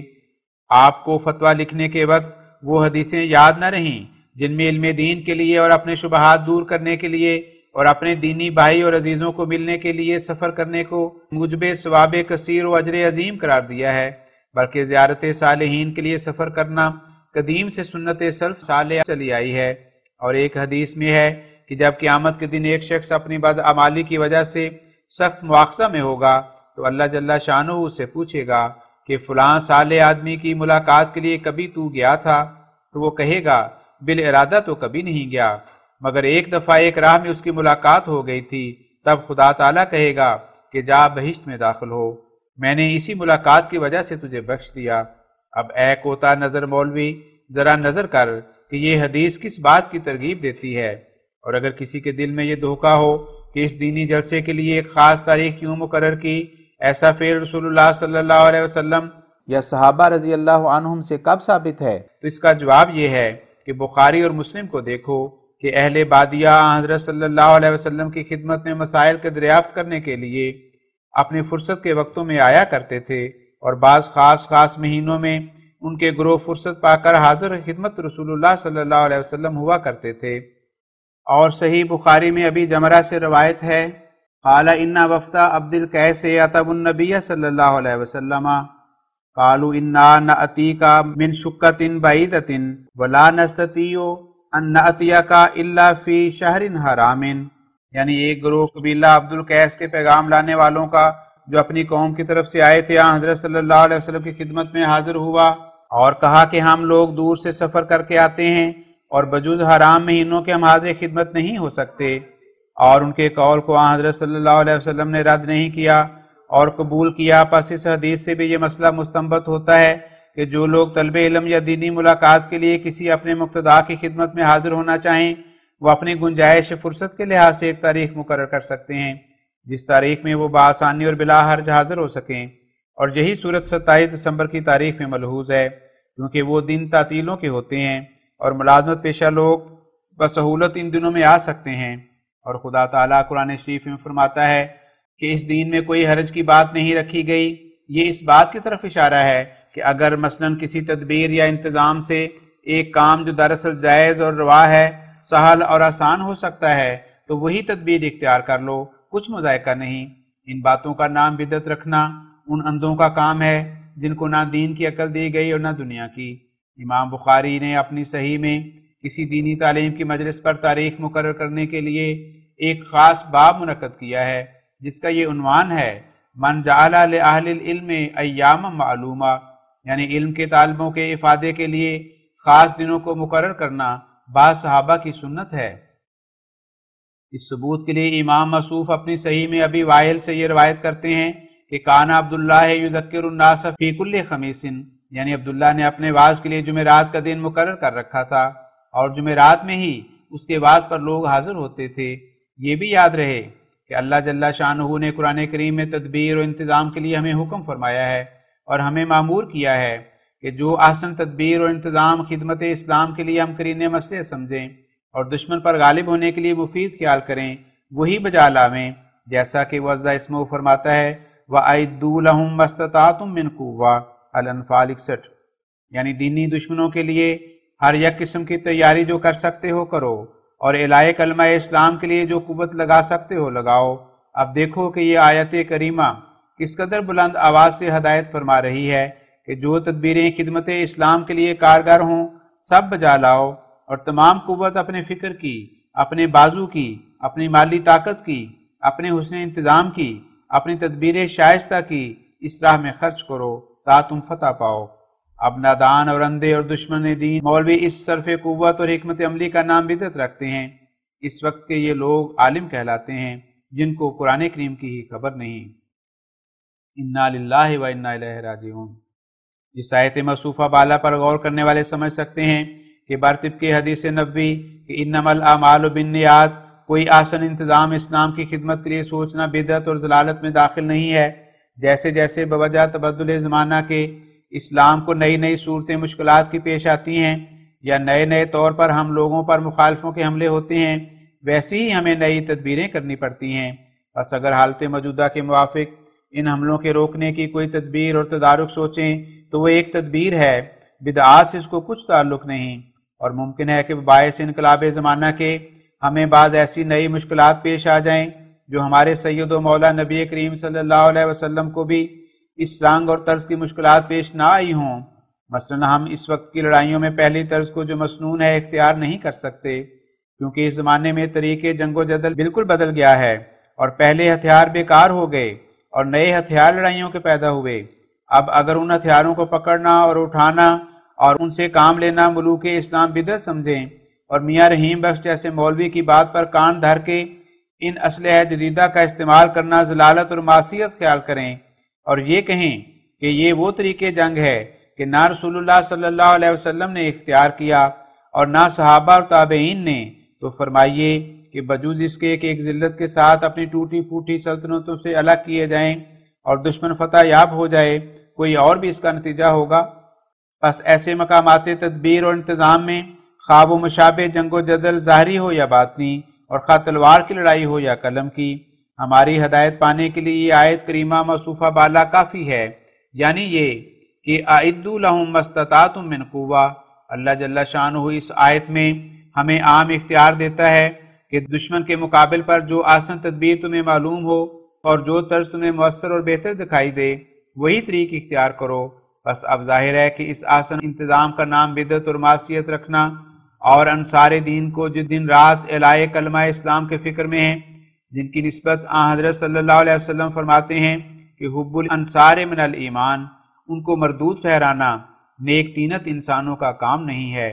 بلکہ در حقیقت یہ ان لوگوں کا کام ہے جن کی روحانی صورتیں مسخ شدہ ہیں۔ اور اگر یہ کہو کہ یہ حدیث کہ حب الانصار من الایمان و بغض الانصار من النفاق، یعنی انصار کی محبت ایمان کی نشانی اور انصار سے بغض رکھنا نفاق کی نشانی ہے، یہ ان انصار کے حق میں ہے جو مدینے کے رہنے والے تھے، نہ عام اور تمام انصار، تو اس سے یہ لازم آئے گا کہ جو اس زمانے کے بعد انصار رسول اللہ ہوں ان سے بغض رکھنا جائز ہے۔ نہیں، بلکہ یہ حدیث گو ایک خاص گروہ کے لیے فرمائی گئی مگر اپنے اندر عموم کا فائدہ رکھتی ہے، جیسا کہ قرآن کریم میں اکثر آیتیں خاص گروہ کے لیے نازل ہوئیں مگر ان کا مصداق عام قرار دیا گیا ہے۔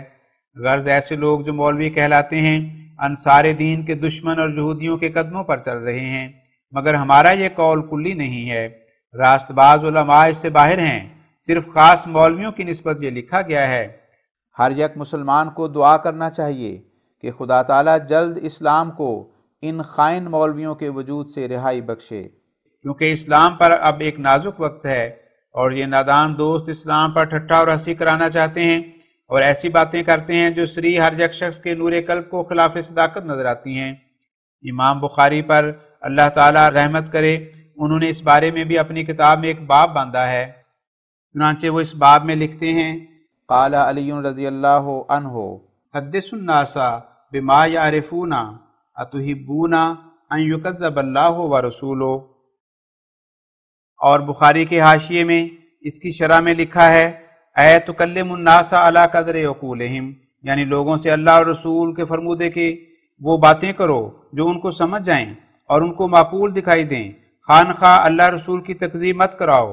اب ظاہر ہے کہ جو مخالف اس بات کو سنے گا کہ مولوی صاحبوں نے یہ فتویٰ دیا ہے کہ بجز 3 مسجدوں یا 1-2 اور محل کے اور کسی طرف سفر جائز نہیں، ایسا مخالف اسلام پر ہنسے گا اور شارع علیہ السلام کی تعلیم میں نقص نکالنے کے لیے اس کو موقع ملے گا۔ اس کو یہ تو خبر نہیں ہوگی کہ کسی بخل کی بنا پر یہ صرف مولوی کی شرارت ہے یا اس کی بے وقوفی ہے، وہ تو سیدھا ہمارے سید و مولا صلی اللہ علیہ وسلم پر حملہ آور ہوگا، جیسا کہ انہی مولویوں کی ایسی ہی کئی مرصدانہ باتوں سے عیسائیوں کو بہت مدد پہنچ گئی۔ مثلا جب مولویوں نے اپنے منہ سے اقرار کیا کہ ہمارے نبی صلی اللہ علیہ وسلم تو نعوذ باللہ مردہ ہیں مگر حضرت عیسیٰ قیامت تک زندہ ہیں، تو وہ لوگ اہل اسلام پر سوار ہو گئے اور ہزاروں سادہ لوگوں کو انہوں نے انہی باتوں سے گمراہ کیا، اور ان بے تمیزوں نے یہ نہیں سمجھا کہ انبیاء تو سب زندہ ہیں، مردہ تو ان میں سے کوئی بھی نہیں۔ معراج کی رات آن حضرت صلی اللہ علیہ وسلم کو کسی کی لاش نظر نہ آئی، سب زندہ تھے۔ دیکھیے اللہ جل شانہ اپنے نبی کریم کو حضرت موسیٰ علیہ السلام کی زندگی کی قرآن کریم میں خبر دیتا ہے اور فرماتا ہے، فَلَا تَكُنْ فِي مِرْيَةٍ مِّن لِقَائِهِ، السجدہ 24۔ اور خدا حضرت صلی اللہ علیہ وسلم فوت ہونے کے بعد اپنا زندہ ہو جانا اور آسمان پر اٹھائے جانا اور رفیق اعلیٰ کو جا ملنا بیان فرماتے ہیں۔ پھر حضرت مسیح کی زندگی میں کون سی انوکھی بات ہے جو دوسروں میں نہیں؟ معراج کی رات میں حضرت صلی اللہ علیہ وسلم نے تمام نبیوں کو برابر زندہ پایا اور حضرت عیسیٰ کو حضرت یحییٰ کے ساتھ بیٹھا ہوا دیکھا۔ خدا تعالیٰ مولوی عبدالحق محدث دہلوی پر رحمت کرے، وہ ایک محدث وقت کا قول لکھتے ہیں کہ ان کا یہی مذہب ہے کہ اگر کوئی مسلمان ہو کر کسی دوسرے نبی کی حیات کو حضرت صلی اللہ علیہ وسلم کی حیات سے کبھی تر سمجھے تو وہ دائرہ اسلام سے خارج ہے، یا شاید یہ لکھا ہے کہ قریب ہے کہ وہ کافر ہو جائے۔ لیکن یہ مولوی ایسے فتنوں سے باز نہیں آتے اور محض اس عاجز سے مخالفت ظاہر کرنے کے لیے دین سے نکلتے جاتے ہیں۔ خدا تعالیٰ ان سب کو صفحہ زمین سے اٹھا لے تو بہتر ہے، تا دین اسلام ان کی تحریفوں سے بچ جائے۔ ذرا انصاف کرنے کا محل ہے کہ صدہا لوگ طلب علم یا ملاقات کے لیے نذیر حسین خشک معلم کے پاس دہلی میں جائیں اور وہ سفر جائز ہو، اور پھر خود نذیر حسین صاحب بٹالوی صاحب کا ولیمہ کھانے کے لیے بدیں عمر و پیرانہ سالی 200 کوس کا سفر اختیار کر کے بٹالہ میں پہنچیں اور وہ سفر بالکل روا ہو، اور پھر شیخ بٹالوی صاحب سال بسال انگریزوں کے ملنے کے لیے شملے کی طرف دوڑتے جائیں تا دنیاوی عزت حاصل کر لیں اور وہ سفر ممنوع اور حرام شمار نہ کیا جائے۔ اور ایسا ہی بعض مولوی واعظ کا نام لے کر پیٹ بھرنے کے لیے مشرق اور مغرب کی طرف گھومتے پھریں اور وہ سفر جائے اعتراض نہ ہو۔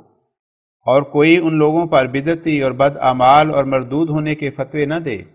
مگر جب کہ یہ عاجز باذن و امر الہی دعوت حق کے لیے معمور ہو کر طلب علم کے لیے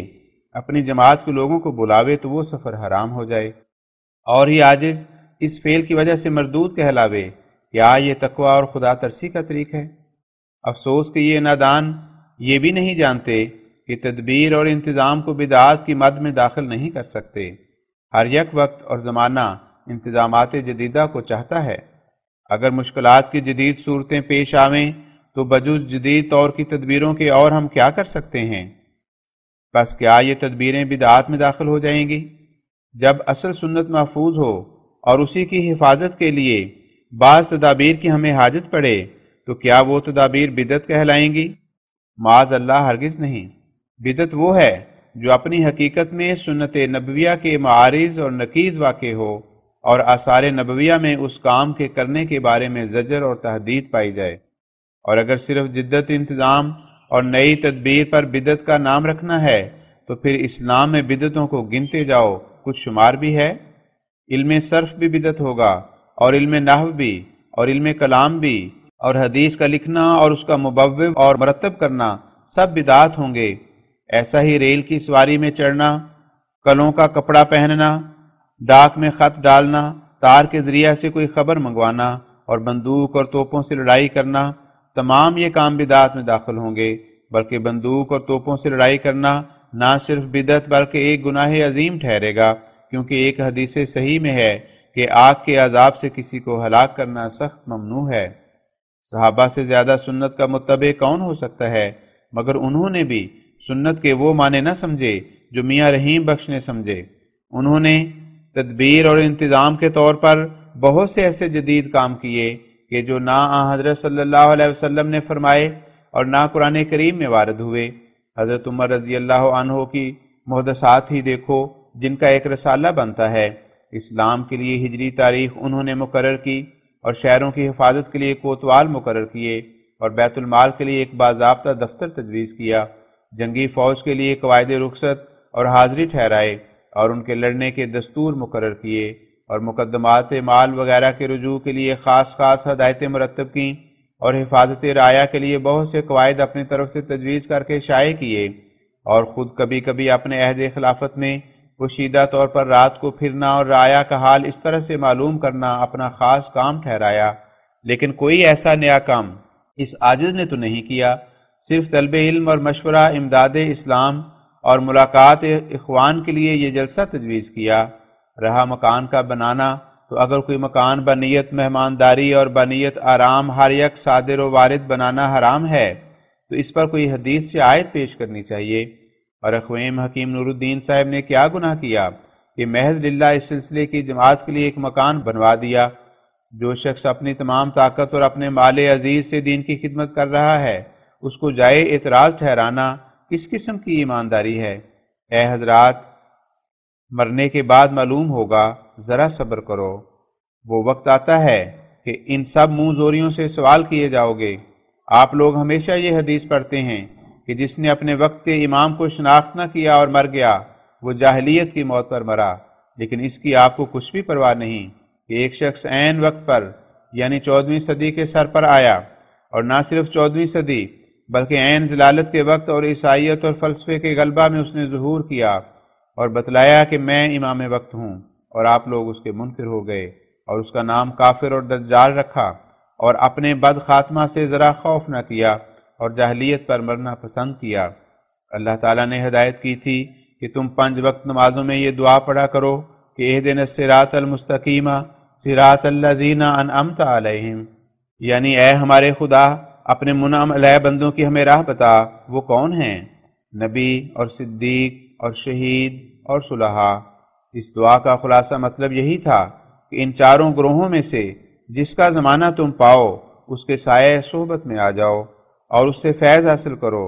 لیکن اس زمانے کے مولویوں نے اس آیت پر خوب عمل کیا۔ آفرین آفرین، میں ان کو کس سے تشبیہ دوں؟ وہ اس اندھے سے مشابہ ہیں جو دوسروں کی آنکھوں کا علاج کرنے کے لیے بہت زور کے ساتھ لاف و گداف مارتا ہے اور اپنی نابینائی سے غافل ہے۔ بالآخر میں یہ بھی ظاہر کرتا ہوں کہ اگر مولوی رحیم بخش صاحب اب بھی اس فتویٰ سے رجوع نہ کریں تو میں ان کو اللہ جل شانہ کی قسم دیتا ہوں کہ اگر وہ طالب حق ہیں تو اس بات کے تصفیہ کے لیے میرے پاس قادیان میں آ جائیں، میں ان کی آمد و رفت کا خرچ دے دوں گا اور ان پر کتابیں کھول کر اور قرآن اور حدیث دکھلا کر ثابت کر دوں گا کہ یہ فتویٰ ان کا سراسر باطل اور شیطانی اغوا سے ہے۔ والسلام علی من اتبع الہدی۔ خاکسار غلام محمد از قادیان، ضلع گرداسپور، 17 دسمبر 1892۔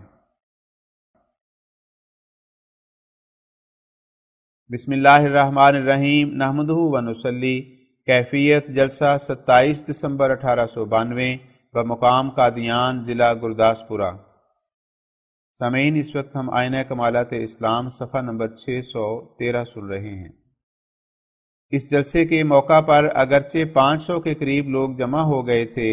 لیکن وہ احباب اور مخلص جو محض للہ شریک جلسہ ہونے کے لیے دور دور سے تشریف لائے، ان کی تعداد قریب 325 کے پہنچ گئی تھی۔ اب جلسہ کے ایام میں جو کارروائیاں ہوئیں ان کا ہم ذکر کرتے ہیں۔ پہلے حضرت حکیم مولوی نور الدین صاحب نے قرآن شریف کی ان آیات کریمہ کی تفسیر بیان کی جس میں یہ ذکر ہے کہ مریم صدیقہ کیسی صالحہ اور عفیفہ تھیں، اور ان کے برگزیدہ فرزند حضرت عیسیٰ علیہ السلام پر کیا کیا خدا تعالیٰ نے احسان کیا، اور کیوں کر وہ اس فانی دنیا سے انتقال کر کے اور سنت اللہ کے موافق موت کا پیالہ پی کر خدا تعالیٰ کے اس دار النعیم میں پہنچ گئے جس میں ان سے پہلے حضرت یحییٰ، حصور اور دوسرے مقدس نبی پہنچ چکے تھے۔ اس تقریر کے ضمن میں مولوی صاحب موصوف نے بہت سے حقائق معارف قرآن کریم بیان فرمائے جن سے حاضرین پر بڑا اثر پڑا، اور مولوی صاحب نے بڑی صفائی سے اس بات کا ثبوت دے دیا کہ حضرت مسیح موعود علیہ السلام در حقیقت اس عالم سے رحلت فرما ہو گئے ہیں، اور ان کے زندہ ہونے کا خیال عبث اور باطل اور سراسر مخالف نصوص بینہ قرآن کریم و احادیث صحیحہ ہے، اور ان کے نزول کی امید رکھنا طمع خام ہے۔ اور یہ بھی فرمایا کہ اگرچہ بہت سی حدیثوں میں نزول کی خبر دی گئی ہے، مگر وہ نزول اور رنگ میں ہے، یعنی تجوز اور استعارہ کے طور پر نزول ہے، نہ حقیقی نزول، کیونکہ حقیقی نزول تو نصوص صریحہ بینہ قرآن کریم اور احادیث صحیحہ سے مخالف پڑا ہوا ہے، جس کی طرف قدم اٹھانا گویا خدا تعالیٰ کی خبر میں شک کرنا ہے۔ مولوی صاحب کے وعظ کے بعد سید حامد شاہ صاحب سیالکوٹی نے ایک قصیدہ مدحیہ سنایا۔ اس تقریر کے بعد حضرت اقدس مرزا صاحب کی مختصر تقریر تھی جس میں علماء حال کی چند ان باتوں کا جواب دیا گیا جو ان کے نزدیک بنیاد تکفیر ہیں، اور اسی کے ساتھ اپنے مسیح موعود ہونے کا آسمانی نشانوں کے ذریعہ سے ثبوت دیا گیا، اور حاضرین کو اس پیشگوئی کے پورا ہو جانے سے اطلاع دی گئی جو پرچہ نور افشاں 10 مئی 1888 میں شائع ہوئی تھی، اور مختلف وقتوں میں حجت پوری کرنے کے لیے سمجھا دیا گیا کہ اس پیشگوئی کا پورا ہونا در حقیقت صداقت دعویٰ پر ایک نشان ہے، کیونکہ یہ پیشگوئی محض اس لیے ظاہر کی گئی ہے کہ جن صاحبوں کو شک ہے کہ حضرت مرزا صاحب من جانب اللہ نہیں ہیں، ان کے لیے اس دعویٰ پر یہ ایک دلیل ہو جو خدا تعالیٰ کی طرف سے ان پر قائم ہو، اور یہ دلیل قطعی ہے، کیونکہ جو شخص اپنے دعویٰ من جانب اللہ ہونے میں کاذب ہو، اس کی پیشگوئی بموجب تعلیم قرآن کریم اور توریت کے سچی نہیں ٹھہر سکتی۔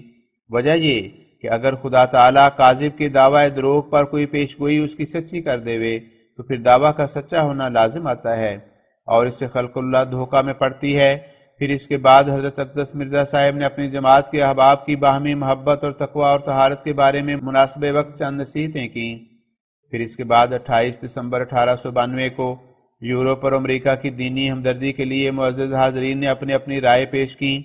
اور یہ قرار پایا کہ ایک رسالہ جو اہم ضروریات اسلام کا جامع اور عقائد اسلام کا خوبصورت چہرہ معقولی طور پر دکھاتا ہو، تالیف ہو کر اور پھر چھاپ کر یورپ اور امریکہ میں بہت سی کاپیاں اس کی بھیج دی جائیں۔ بعد اس کے قادیان میں اپنا مطبع قائم کرنے کے لیے تجاویز پیش ہوئیں، اور ایک فہرست ان صاحبوں کے چندے کی مرتب کی گئی جو اعانت مطبع کے لیے بھیجتے رہیں گے۔ یہ بھی قرار پایا کہ ایک اخبار اشاعت اور ہمدردی اسلام کے لیے جاری کیا جائے، اور یہ بھی تجویز ہوا کہ حضرت مولوی سید محمد احسن صاحب امروہی اس سلسلے کے واعظ مقرر ہوں اور وہ پنجاب اور ہندوستان کا دورہ کریں۔ بعد اس کی دعائے خیر کی گئی۔ آئندہ بھی ہمیشہ اس سالانہ جلسہ کے یہی مقاصد رہیں گے کہ اشاعت اسلام اور ہمدردی نو مسلمین امریکہ اور یورپ کے لیے آسن تجاویز سوچی جائیں، اور دنیا میں نیک چلنی اور نیک نیتی اور تقوی اور طہارت اور اخلاقی حالات کی ترقی دینے اور اخلاق اور عادات دنیہ اور رسوم قبیحہ کو قوم میں سے دور کرنے اور اس گورنمنٹ برطانیہ کا سچا شکر گزار اور قدردان بننے کی کوششیں اور تدبیریں کی جائیں۔ ان اغراض کے پورا کرنے اور دیگر انتظامات کی غرض سے ایک کمیٹی بھی تجویز کی گئی، جس کے صدر پریزیڈنٹ حضرت مولوی نور الدین صاحب بھیروی اور سیکرٹری مرزا خدا بخش صاحب اتالیق، جناب خان صاحب محمد علی خان صاحب رئیس مالیر کوٹلہ اور شیخ رحمت اللہ صاحب میونسپل کمشنر گجرات، منشی غلام قادر صاحب فصیح وائس پریزیڈنٹ و میونسپل کمشنر سیالکوٹ اور مولوی عبد الکریم صاحب سیالکوٹی قرار دیے گئے۔ ذیل میں ان احباب کے نام لکھے جاتے ہیں جو اس جلسے میں شریک ہوئے۔ سامعین، صفحہ 616 سے 629 تک ان بزرگوں کے نام ہیں جو اس جلسے میں شامل ہوئے تھے، اور 327 نمبر شمار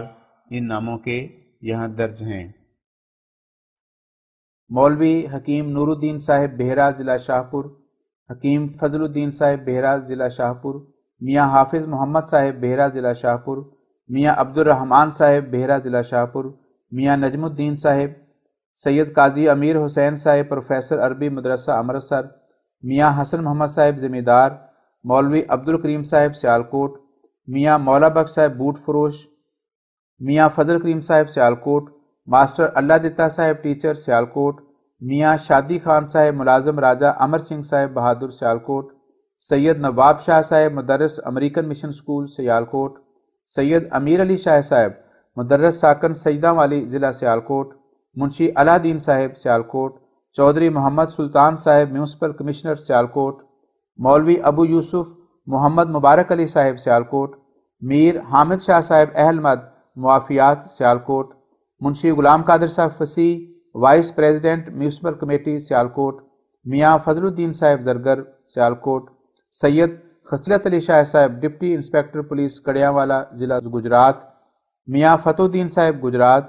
منشی غلام محمد صاحب طالب العلم ٹریننگ کالج لاہور سیالکوٹ، منشی گلاب خان صاحب نقشہ نویس سیالکوٹ، میاں نور دین صاحب طالب علم سیالکوٹ، مولوی قطب الدین صاحب بدوملی، چودھری سرفراز خان صاحب نمبردار بدوملی ضلع سیالکوٹ، میاں محمد دین صاحب ملازم پولیس سیالکوٹ، سید محمود شاہ صاحب سیالکوٹ، میاں امام الدین صاحب نوشہرہ، میاں اللہ بخش صاحب قصاب چھونی سیالکوٹ، سید امیر علی شاہ صاحب سارجنٹ پولیس سیالکوٹ، حکیم شیخ قادر بخش صاحب احمد آباد ضلع جہلم، حافظ سراج الدین صاحب عیسیٰ آباد ضلع جہلم، میاں شرف الدین صاحب ذمہ دار کوٹلہ فقیر ضلع جہلم، میاں عیدہ صاحب ذمہ دار کوٹلہ فقیر ضلع جہلم، میاں قطب الدین صاحب کوٹلہ فقیر ضلع جہلم، میاں علی محمد صاحب امام مسجد کوٹلہ فقیر ضلع جہلم، مولوی برہان الدین صاحب محلہ نو ضلع جہلم، میاں نظام الدین صاحب محلہ خوجیاں ضلع جہلم، میاں محمد امین صاحب بزاز چکوال راولپنڈی، منشی گلاب دین صاحب روہتاس ضلع جہلم، میاں اللہ دتا صاحب روہتاس ضلع جہلم، منشی غلام حسین صاحب روہتاس ضلع جہلم، منشی محمد حسین صاحب ملازم ریاست پٹیالہ مراد آباد، مولوی محمد احسن صاحب امروہہ ضلع مراد آباد، میاں رشید احمد صاحب میڈیکل اسٹوڈنٹ امروہہ ضلع مراد آباد، میر رشید حسین صاحب امروہہ ضلع مراد آباد، شیخ زین الدین محمد ابراہیم صاحب چچ پوکلی کالی چوکے بمبے انجینئر کلاتھ مینوفیکچری، میاں عبد الغفور ولد شمس الدین صاحب، پیر منظور محمد صاحب لدھیانہ ڈپٹی انسپیکٹر دفتر کونسل جموں کشمیر، پیر افتخار احمد صاحب لدھیانہ محلہ نو، پیر عنایت علی صاحب لدھیانہ محلہ نو، بابو محمد بخش صاحب ملازم دفتر نہر امبالہ لدھیانہ محلہ نو، میاں مولا بخش صاحب clerk examiner office Lahore Ludhiana محلہ نو، میاں کرم لاہی صاحب کانسٹیبل ملازم پولیس لدھیانہ، قاضی خواجہ علی صاحب، منشی عبدالحق صاحب خلیفہ عبدالسمیع صاحب، حافظ نور احمد صاحب اینڈ کولونگی مرچنٹ لدھیانہ، میاں نظام الدین صاحب صحاف لدھیانہ، مولوی عبد القادر صاحب جمال پور ضلع لدھیانہ مدرس، شہزادہ عبد المجید صاحب لدھیانہ، میاں کریم بخش صاحب جمال پور لدھیانہ، حاجی عبد الرحمن صاحب لدھیانہ، میاں عبد القادر صاحب جیگن ضلع لدھیانہ مدرس مدرسہ جمال پور، میاں شہاب الدین صاحب لدھیانہ، سید عبدالہادی صاحب ماچھی پورہ ضلع لدھیانہ، میاں عبدالرحیم صاحب لدھیانہ محلہ موجپورہ، میاں اللہ بخش صاحب لدھیانہ، میاں عصمت اللہ صاحب مصری لدھیانہ بازار خرادیاں، میاں رحمت اللہ صاحب لدھیانہ، میاں شہاب الدین صاحب لدھیانہ، میاں نظام الدین صاحب لدھیانہ،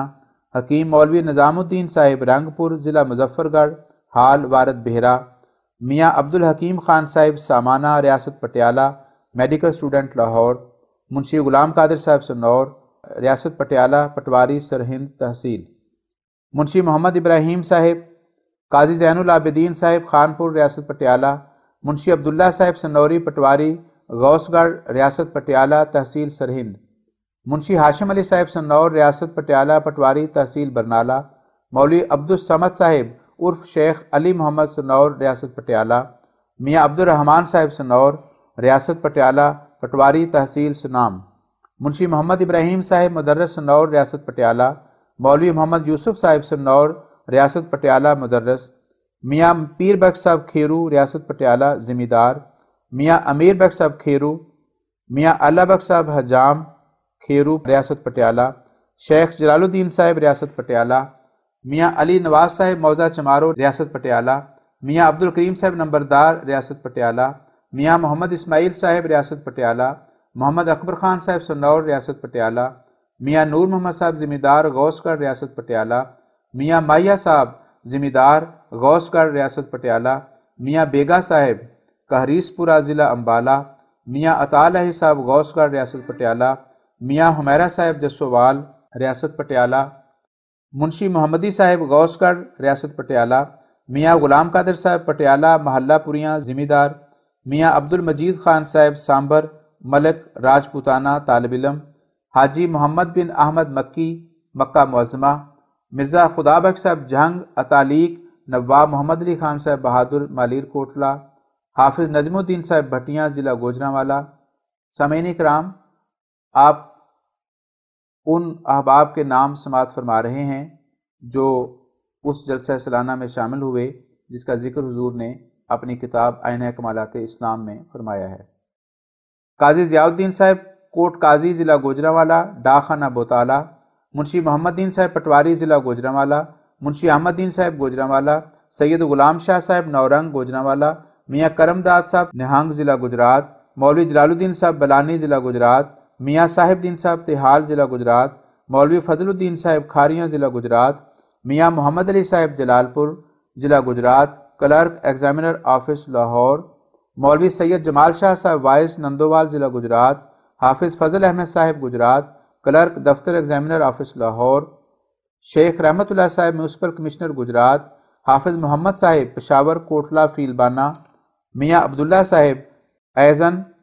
مولوی غلام حسین صاحب مدرس بورڈ سکول پشاور، حافظ حامد علی صاحب قادیان ضلع گرداسپور، حافظ معین الدین صاحب قادیان ضلع گرداسپور، مرزا اسماعیل بیگ صاحب قادیان، میاں جان محمد صاحب امام مسجد قادیان، شیخ نور احمد صاحب ذمہ دار کھارا ضلع گرداسپور،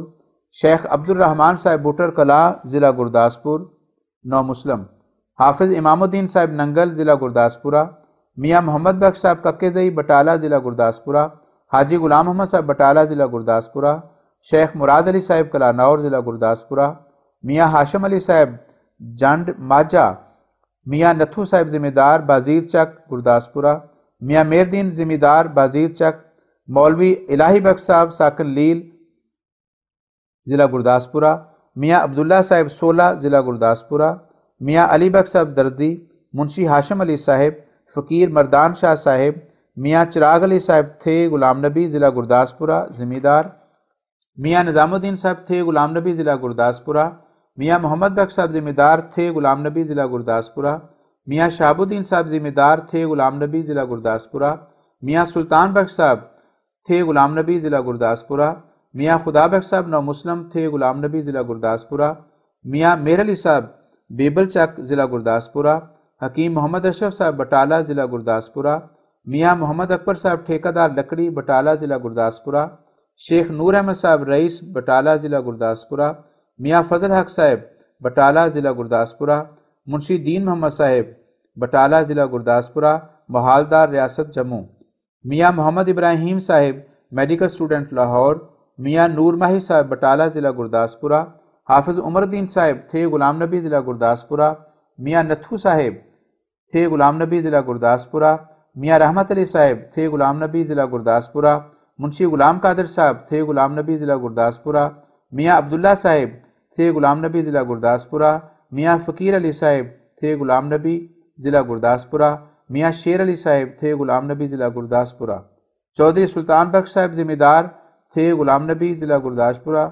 چودھری محمدہ صاحب گرائیاں والا ضلع گرداسپورہ، چودھری سلطانہ صاحب میر عبداللہ صاحب، میاں محکم الدین صاحب دکاندار سری گوبند پورہ ضلع گرداسپورہ، میاں شاہ محمد صاحب پٹولی بٹالہ ضلع گرداسپورہ، سید مہر شاہ صاحب بٹالہ ضلع گرداسپورہ، سید فقیر حسین صاحب بٹالہ ضلع گرداسپورہ، سید حسین شاہ صاحب کٹھالہ ضلع گرداسپورہ، سید عمر شاہ صاحب نواں پنڈ ضلع گرداسپورہ، میر نبی بخش صاحب نمبردار ممبر کمیٹی و میونسپل کمشنر بٹالہ ضلع گرداسپورہ، شیخ فتح محمد صاحب بٹالہ ضلع گرداسپورہ، منشی محکم الدین صاحب اسٹام فروش سری گوبند پورہ ضلع گرداسپورہ، منشی محمد علی صاحب پینشنر ضلع دار بٹالہ ضلع گرداسپورہ، حاجی غلام محمد صاحب ڈپٹی انسپیکٹر بٹالہ ضلع گرداسپورہ، بابو علی محمد صاحب بٹالہ ضلع گرداسپورہ، منشی محمد عمر صاحب بٹالہ ضلع گرداسپورہ، شیخ جان محمد صاحب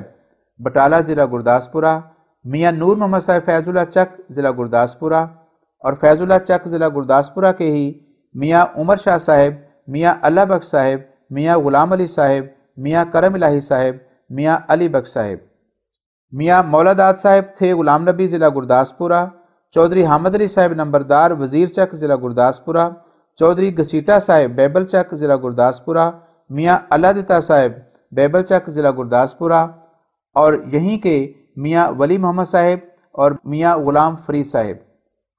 میاں عنایت اللہ صاحب بٹالہ ضلع گرداسپورہ، اور بٹالہ ضلع گرداسپورہ کے ہی مولوی قدرت اللہ صاحب، میاں مظفر اللہ صاحب، میاں قادر بیگ صاحب،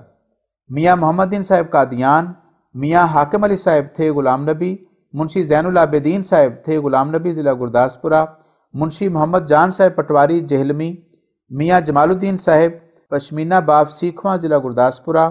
اور سیکھواں ضلع گرداسپورہ کے میاں امام الدین صاحب، میاں خیر الدین صاحب، میاں محمد صدیق صاحب، میاں عبداللہ صاحب، میاں قطب الدین صاحب دفروالا،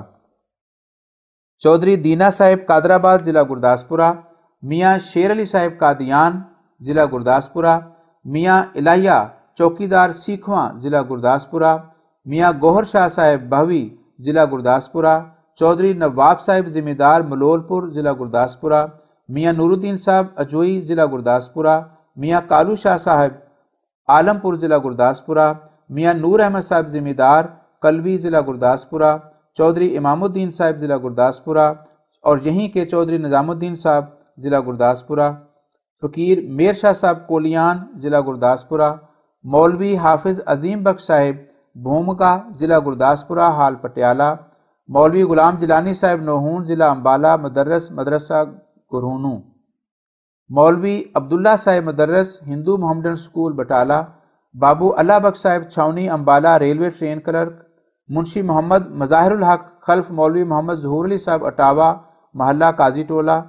حکیم مولوی محمد اسحاق صاحب گولہ ضلع کرنال، میر محمد سعید صاحب دہلی کھڑکی فراش خانہ دہلی، منشی عبدالعزیز صاحب دہلی قاسم جان کی گلی ملازم دفتر نہر امبالہ، میر محمد کبیر صاحب دہلی، میر ناصر نواب صاحب دہلی نقشہ نویس دفتر نہر پٹیالہ،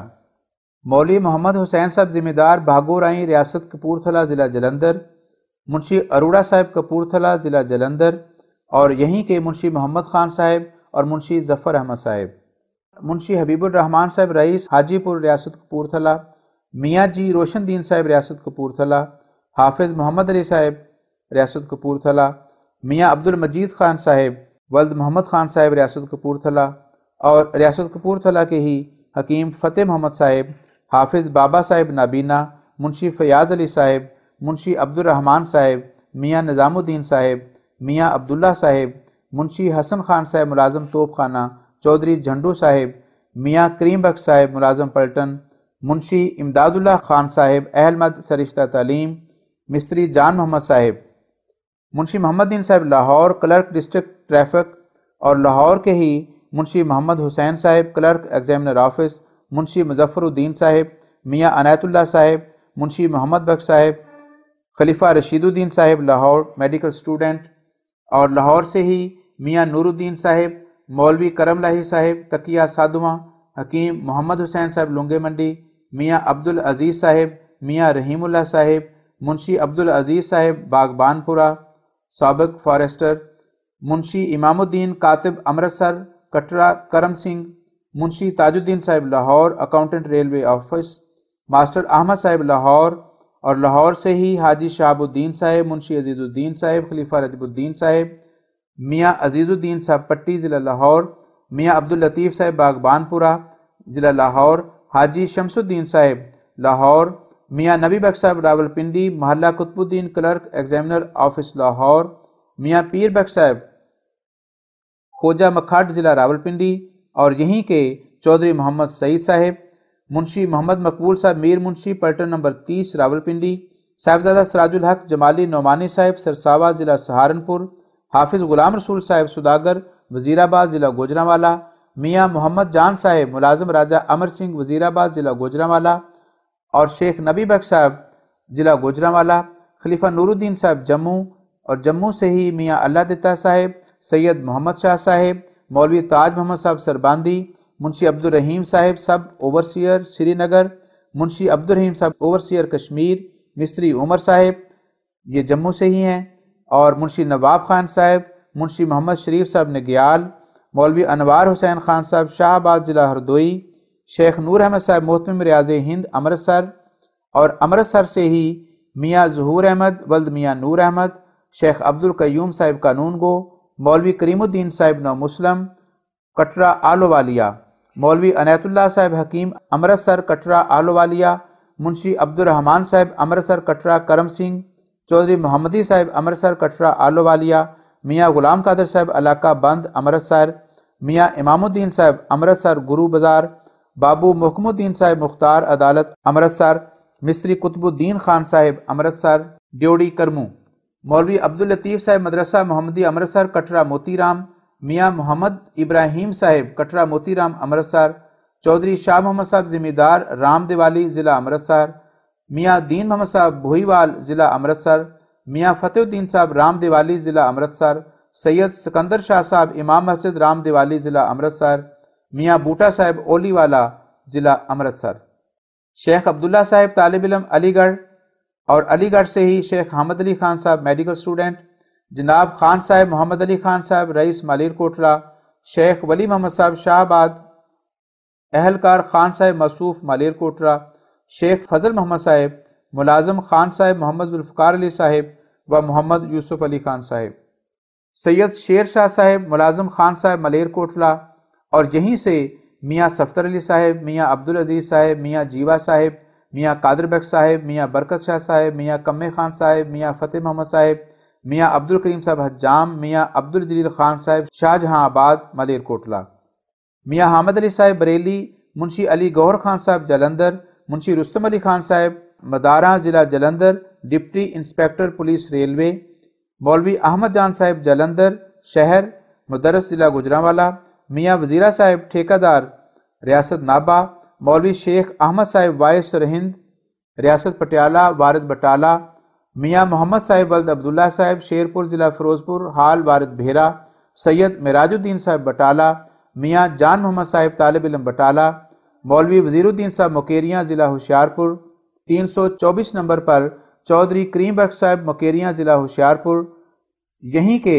غلام حسین صاحب، میاں میرا بخش صاحب، اور سب سے آخری نمبر 327 نمبر جو صفحہ نمبر 629 پر ہے میاں غلام رسول صاحب مکیریاں ضلع ہوشیارپور۔ صفحہ نمبر 629 پر ہم پہنچتے ہیں، ہیڈنگ ہے ناظرین کی توجہ کے لائق۔ اس بات کے سمجھنے کے لیے کہ انسان اپنے منصوبوں سے خدا تعالیٰ کے کاموں کو روک نہیں سکتا، یہ نظیر نہایت تشفی بخش ہے کہ سال گزشتہ میں جب ابھی فتویٰ تکفیر میاں بٹالوی صاحب کا تیار نہیں ہوا تھا اور نہ انہوں نے کچھ بڑی جد و جہد اور جان کنی کے ساتھ اس عاجز کے کافر ٹھہرانے کے لیے توجہ فرمائی تھی، صرف 75 احباب اور مخلصین تاریخ جلسہ پر قادیان میں تشریف لائے تھے، مگر اب جب کہ فتویٰ تیار ہو گیا اور بٹالوی صاحب نے ناخنوں تک زور لگا کر اور آپ بصد مشقت ہر یک جگہ پہنچ کر اور سفر کی ہر روزہ مصیبتوں سے کوفتہ ہو کر اپنے ہم خیال علماء سے اس فتویٰ پر مہریں ثبت کرائیں، اور وہ اور ان کے ہم مشرب علماء بڑے ناز اور خوشی سے اس بات کے مدعی ہوئے کہ گویا اب انہوں نے اس الہی سلسلے کی ترقی میں بڑی بڑی روکیں ڈال دی ہیں، تو اس سالانہ جلسہ میں بجائے 75 کے 327 احباب شامل جلسہ ہوئے، اور ایسے صاحب بھی تشریف لائے جنہوں نے توبہ کر کے بیعت کی۔ اب سوچنا چاہیے کہ کیا یہ خدا تعالیٰ کی عظیم الشان قدرتوں کا ایک نشان نہیں کہ بٹالوی صاحب اور ان کے ہم خیال علماء کی کوششوں کا الٹا نتیجہ نکلا اور وہ سب کوششیں برباد ہو گئیں؟ کیا یہ خدا تعالیٰ کا فعل نہیں کہ میاں بٹالوی کے پنجاب اور ہندوستان میں پھرتے پھرتے پاؤں بھی گھس گئے، لیکن انجام کار خدا تعالیٰ نے ان کو دکھلا دیا کہ کیسے اس کے ارادے انسان کے ارادوں پر غالب ہیں۔ واللہ غالب علی امرہ ولکن اکثر الناس لا یعلمون، یوسف 22۔ اس سال میں خدا تعالیٰ نے 2 نشان ظاہر کیے، ایک بٹالوی کا اپنی کوششوں میں نامراد رہنا، دوسرے اس پیشگوئی کے پورے ہونے کا نشان جو نور افشاں 10 مئی 1888 میں چھپ کر شائع ہوئی تھی۔ اب بھی بہتر ہے کہ بٹالوی صاحب اور ان کے ہم مشرب باز آ جائیں اور خدا تعالیٰ سے لڑائی نہ کریں۔ والسلام علی من اتبع الہدی۔ اشتہار ضروری بخدمت شریف تمام مخلصان و بہی خواہان اسلام با سلام مسنون واضح ہو کہ بموقع جلسہ سالانہ جو بمقام قادیان 27، 28، 29 تاریخ ماہ دسمبر 1892 کو منعقد ہوا، اس میں چند معزز مخلصان کی تحریک پر قرار پایا کہ چونکہ مطبع کی ہمیشہ شکایت رہتی ہے، اس لیے ایک مستقل انتظام دربارہ مطبع کیا جانا ضروری ہے، جس میں علاوہ کتب تائید اسلام مہینے میں 2 دفعہ ایک پرچہ اخبار بھی شائع ہوا کرے گا، جس میں تفسیر بعض آیات قرآن شریف و جواب مخالفین اسلام وغیرہ درج ہوا کریں گے۔ چنانچہ اصحاب حاضرین نے نہایت اخلاص و صدق سے اس تجویز کو پسند کیا اور حسب مرضی کل صاحبان تخمینہ لگایا گیا۔ رقم تخمینہ تقریباً 250 روپے ماہوار قرار پائی۔ اس پر ہر یک مخلص نے اپنے مقدور کے موافق بطیب خاطر چندہ لکھوایا، جس کی فہرست ذیل میں درج ہے۔ اس تجویز سے پہلے بہت سے معزز اصحاب واپس تشریف لے جا چکے تھے، وہ اس کار خیر میں شامل نہیں ہو سکے۔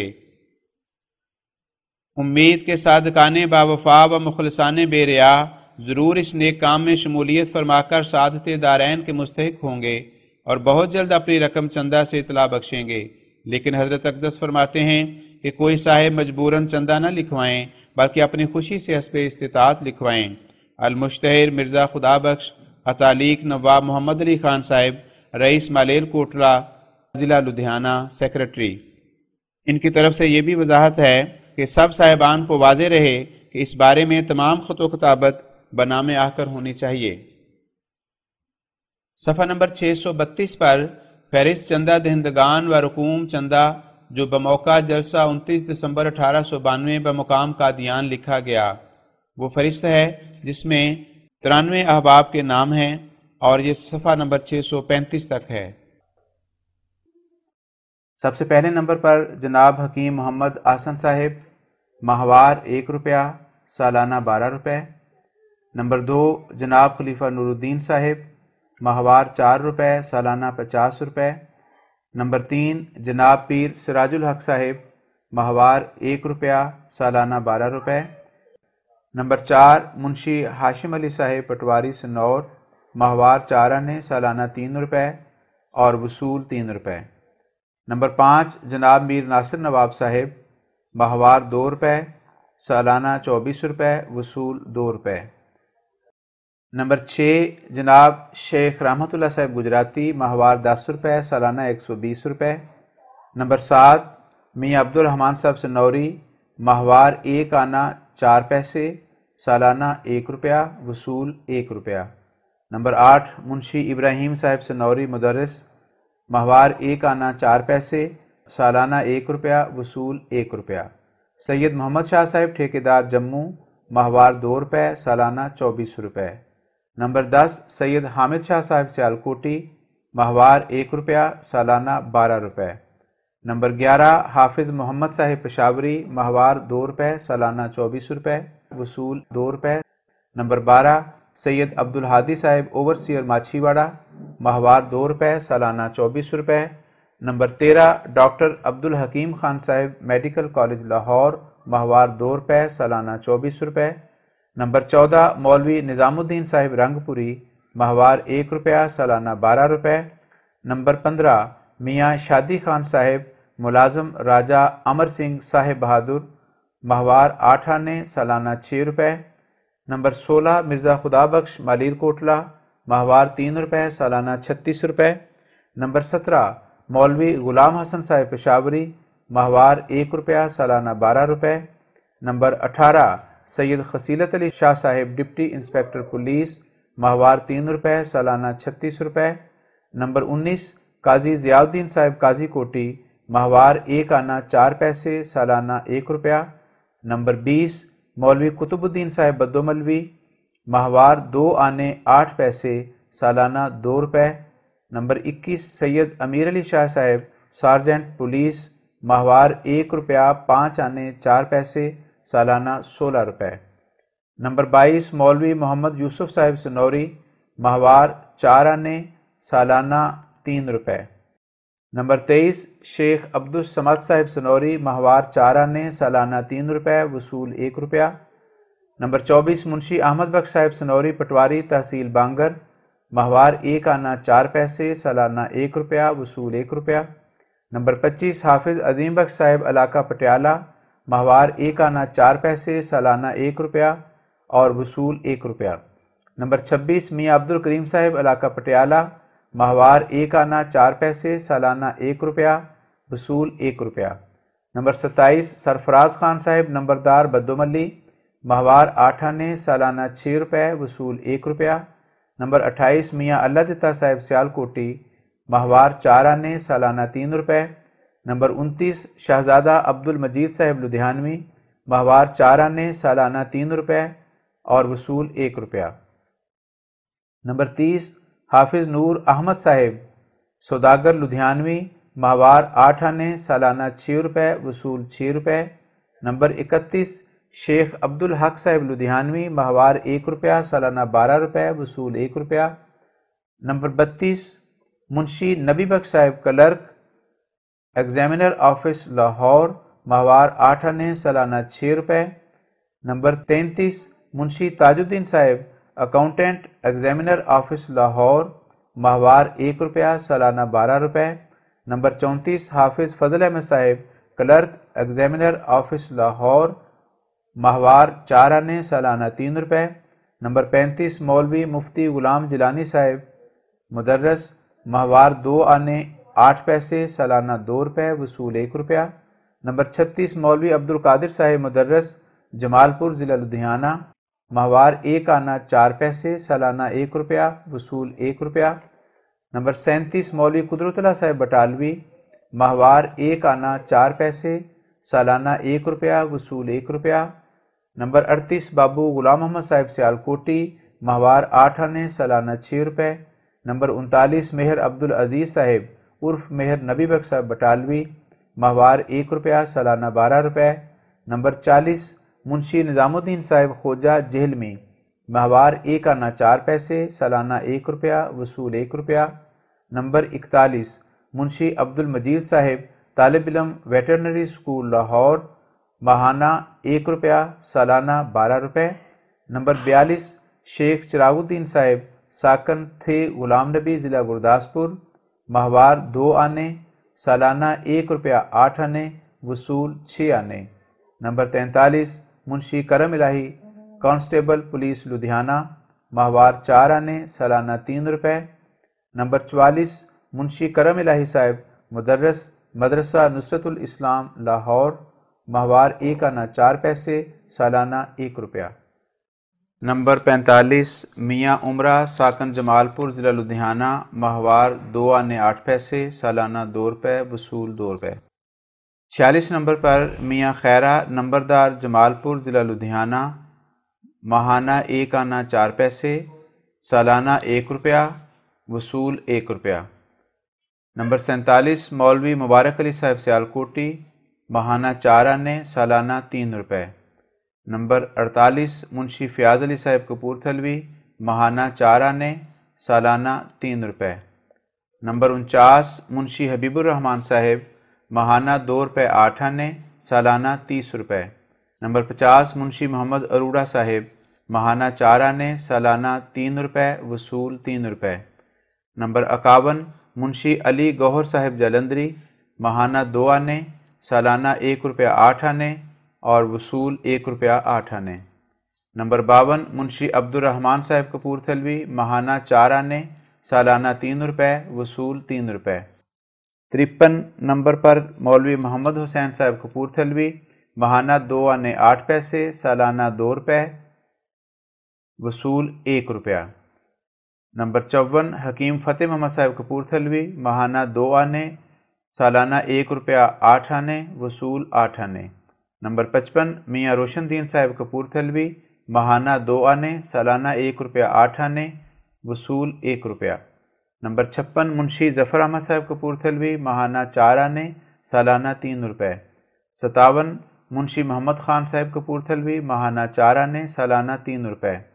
58 مرزا صفدر علی خدمتگار نواب محمد علی خان صاحب ملیر کوٹلہ، ماہانہ 2 آنے 8 پیسے، سالانہ 2 روپے، وصول 2 روپے۔ 59 مرزا اسماعیل بیگ صاحب قادیان ضلع گرداسپورہ، ماہانہ 1 آنا 4 پیسے، سالانہ 1 روپیہ۔ 60 حافظ محمد علی صاحب کپورتھلوی، ماہانہ 2 آنے، سالانہ 1 روپیہ 8 آنے، وصول 1 روپیہ۔ 61 منشی اللہ بخش صاحب سیالکوٹی، ماہانہ 4 آنے، سالانہ 3 روپے، وصول 3 روپے۔ 62 منشی عبدالعزیز صاحب ملازم دفتر نہر امبالہ ساکن دہلی قاسم جان کی گلی، ماہانہ 1 روپیہ، سالانہ 12 روپے، وصول 1 روپیہ۔ 63 منشی ابراہیم صاحب پٹواری سنور، ماہانہ 2 آنے 8 پیسے، سالانہ 2 روپے،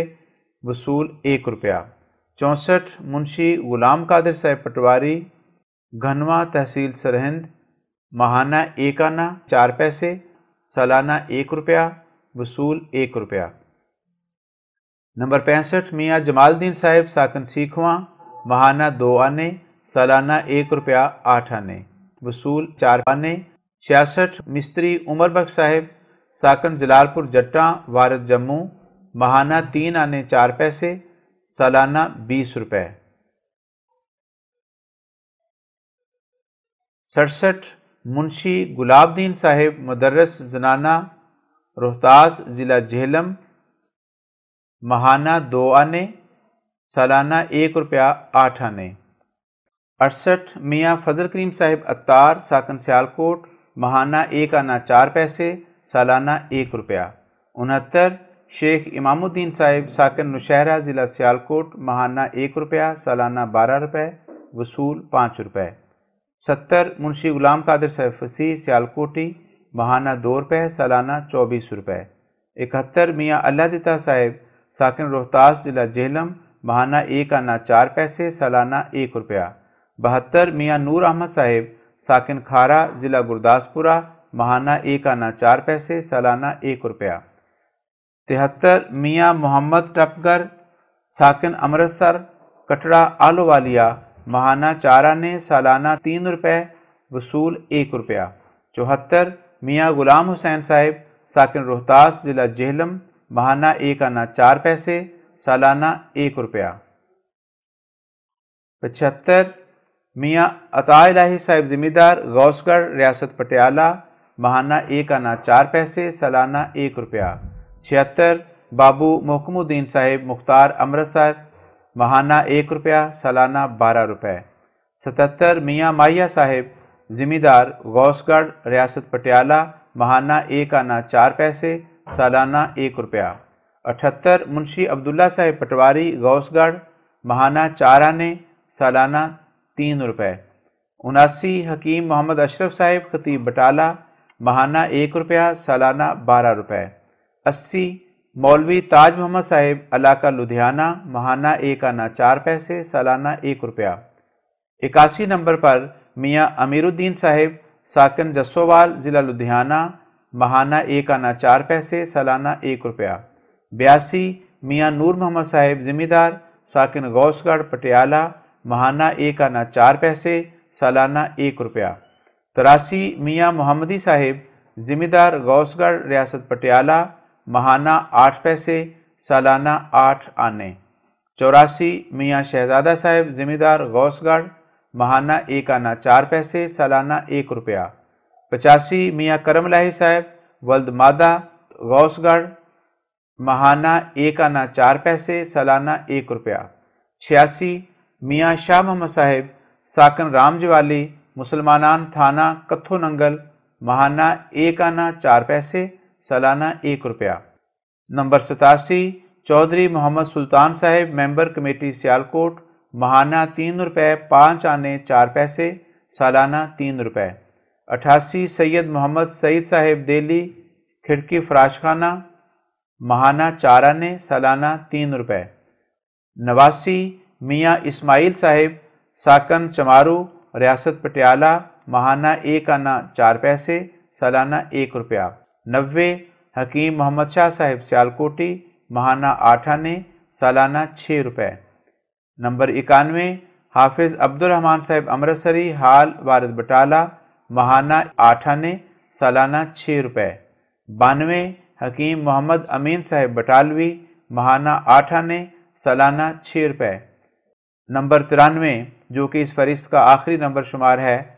اس میں شیخ نور احمد صاحب مالک مطبع ریاض ہند، ماہانہ 1 روپیہ اور سالانہ 12 روپے۔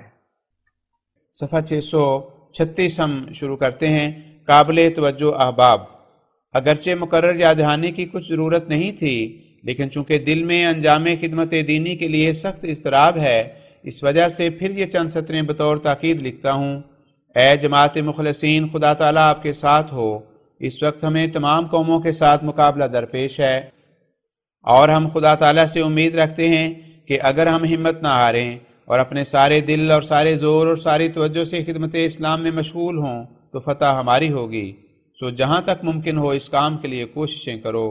ہمیں اس وقت 3 قسم کی جمعیت کی سخت ضرورت ہے جس پر ہمارے کام اشاعت حقائق و معارف دین کا سارا مدار ہے۔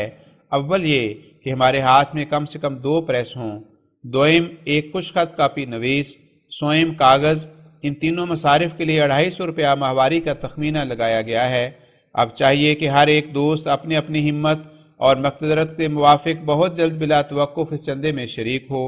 اور یہ چندہ ہمیشہ ماہواری طور سے ایک تاریخ مقررہ پر پہنچ جانا چاہیے۔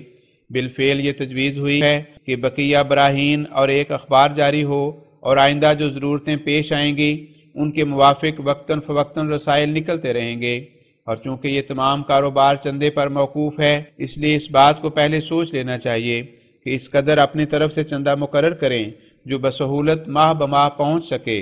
اے مردمان دین، کوشش کرو کہ یہ کوشش کا وقت ہے، اپنے دلوں کو دین کی ہمدردی کے لیے جوش میں لاؤ کہ یہی جوش دکھانے کے دن ہیں۔ اب تم خدا تعالیٰ کو کسی اور عمل سے ایسا راضی نہیں کر سکتے جیسا کہ دین کی ہمدردی سے۔ سو جاگو اور اٹھو اور ہوشیار ہو جاؤ، اور دین کی ہمدردی کے لیے وہ قدم اٹھاؤ کہ فرشتے بھی آسمان پر جزاکم اللہ کہیں۔ اس سے مت غمگین ہو کہ لوگ تمہیں کافر کہتے ہیں، تم اپنا اسلام خدا تعالیٰ کو دکھلاؤ اور اتنے جھکو کہ بس فدا ہی ہو جاؤ۔ دوستان خود را نثار حضرت جانان کنید، در ره آن یار جانی جان و دل قربان کنید. آن دل خوش باش را که اندر جهان جوید خوشی، از پی دین محمد کلبه احسان کنید. از تعیش ها برون آیید ای مردان حق،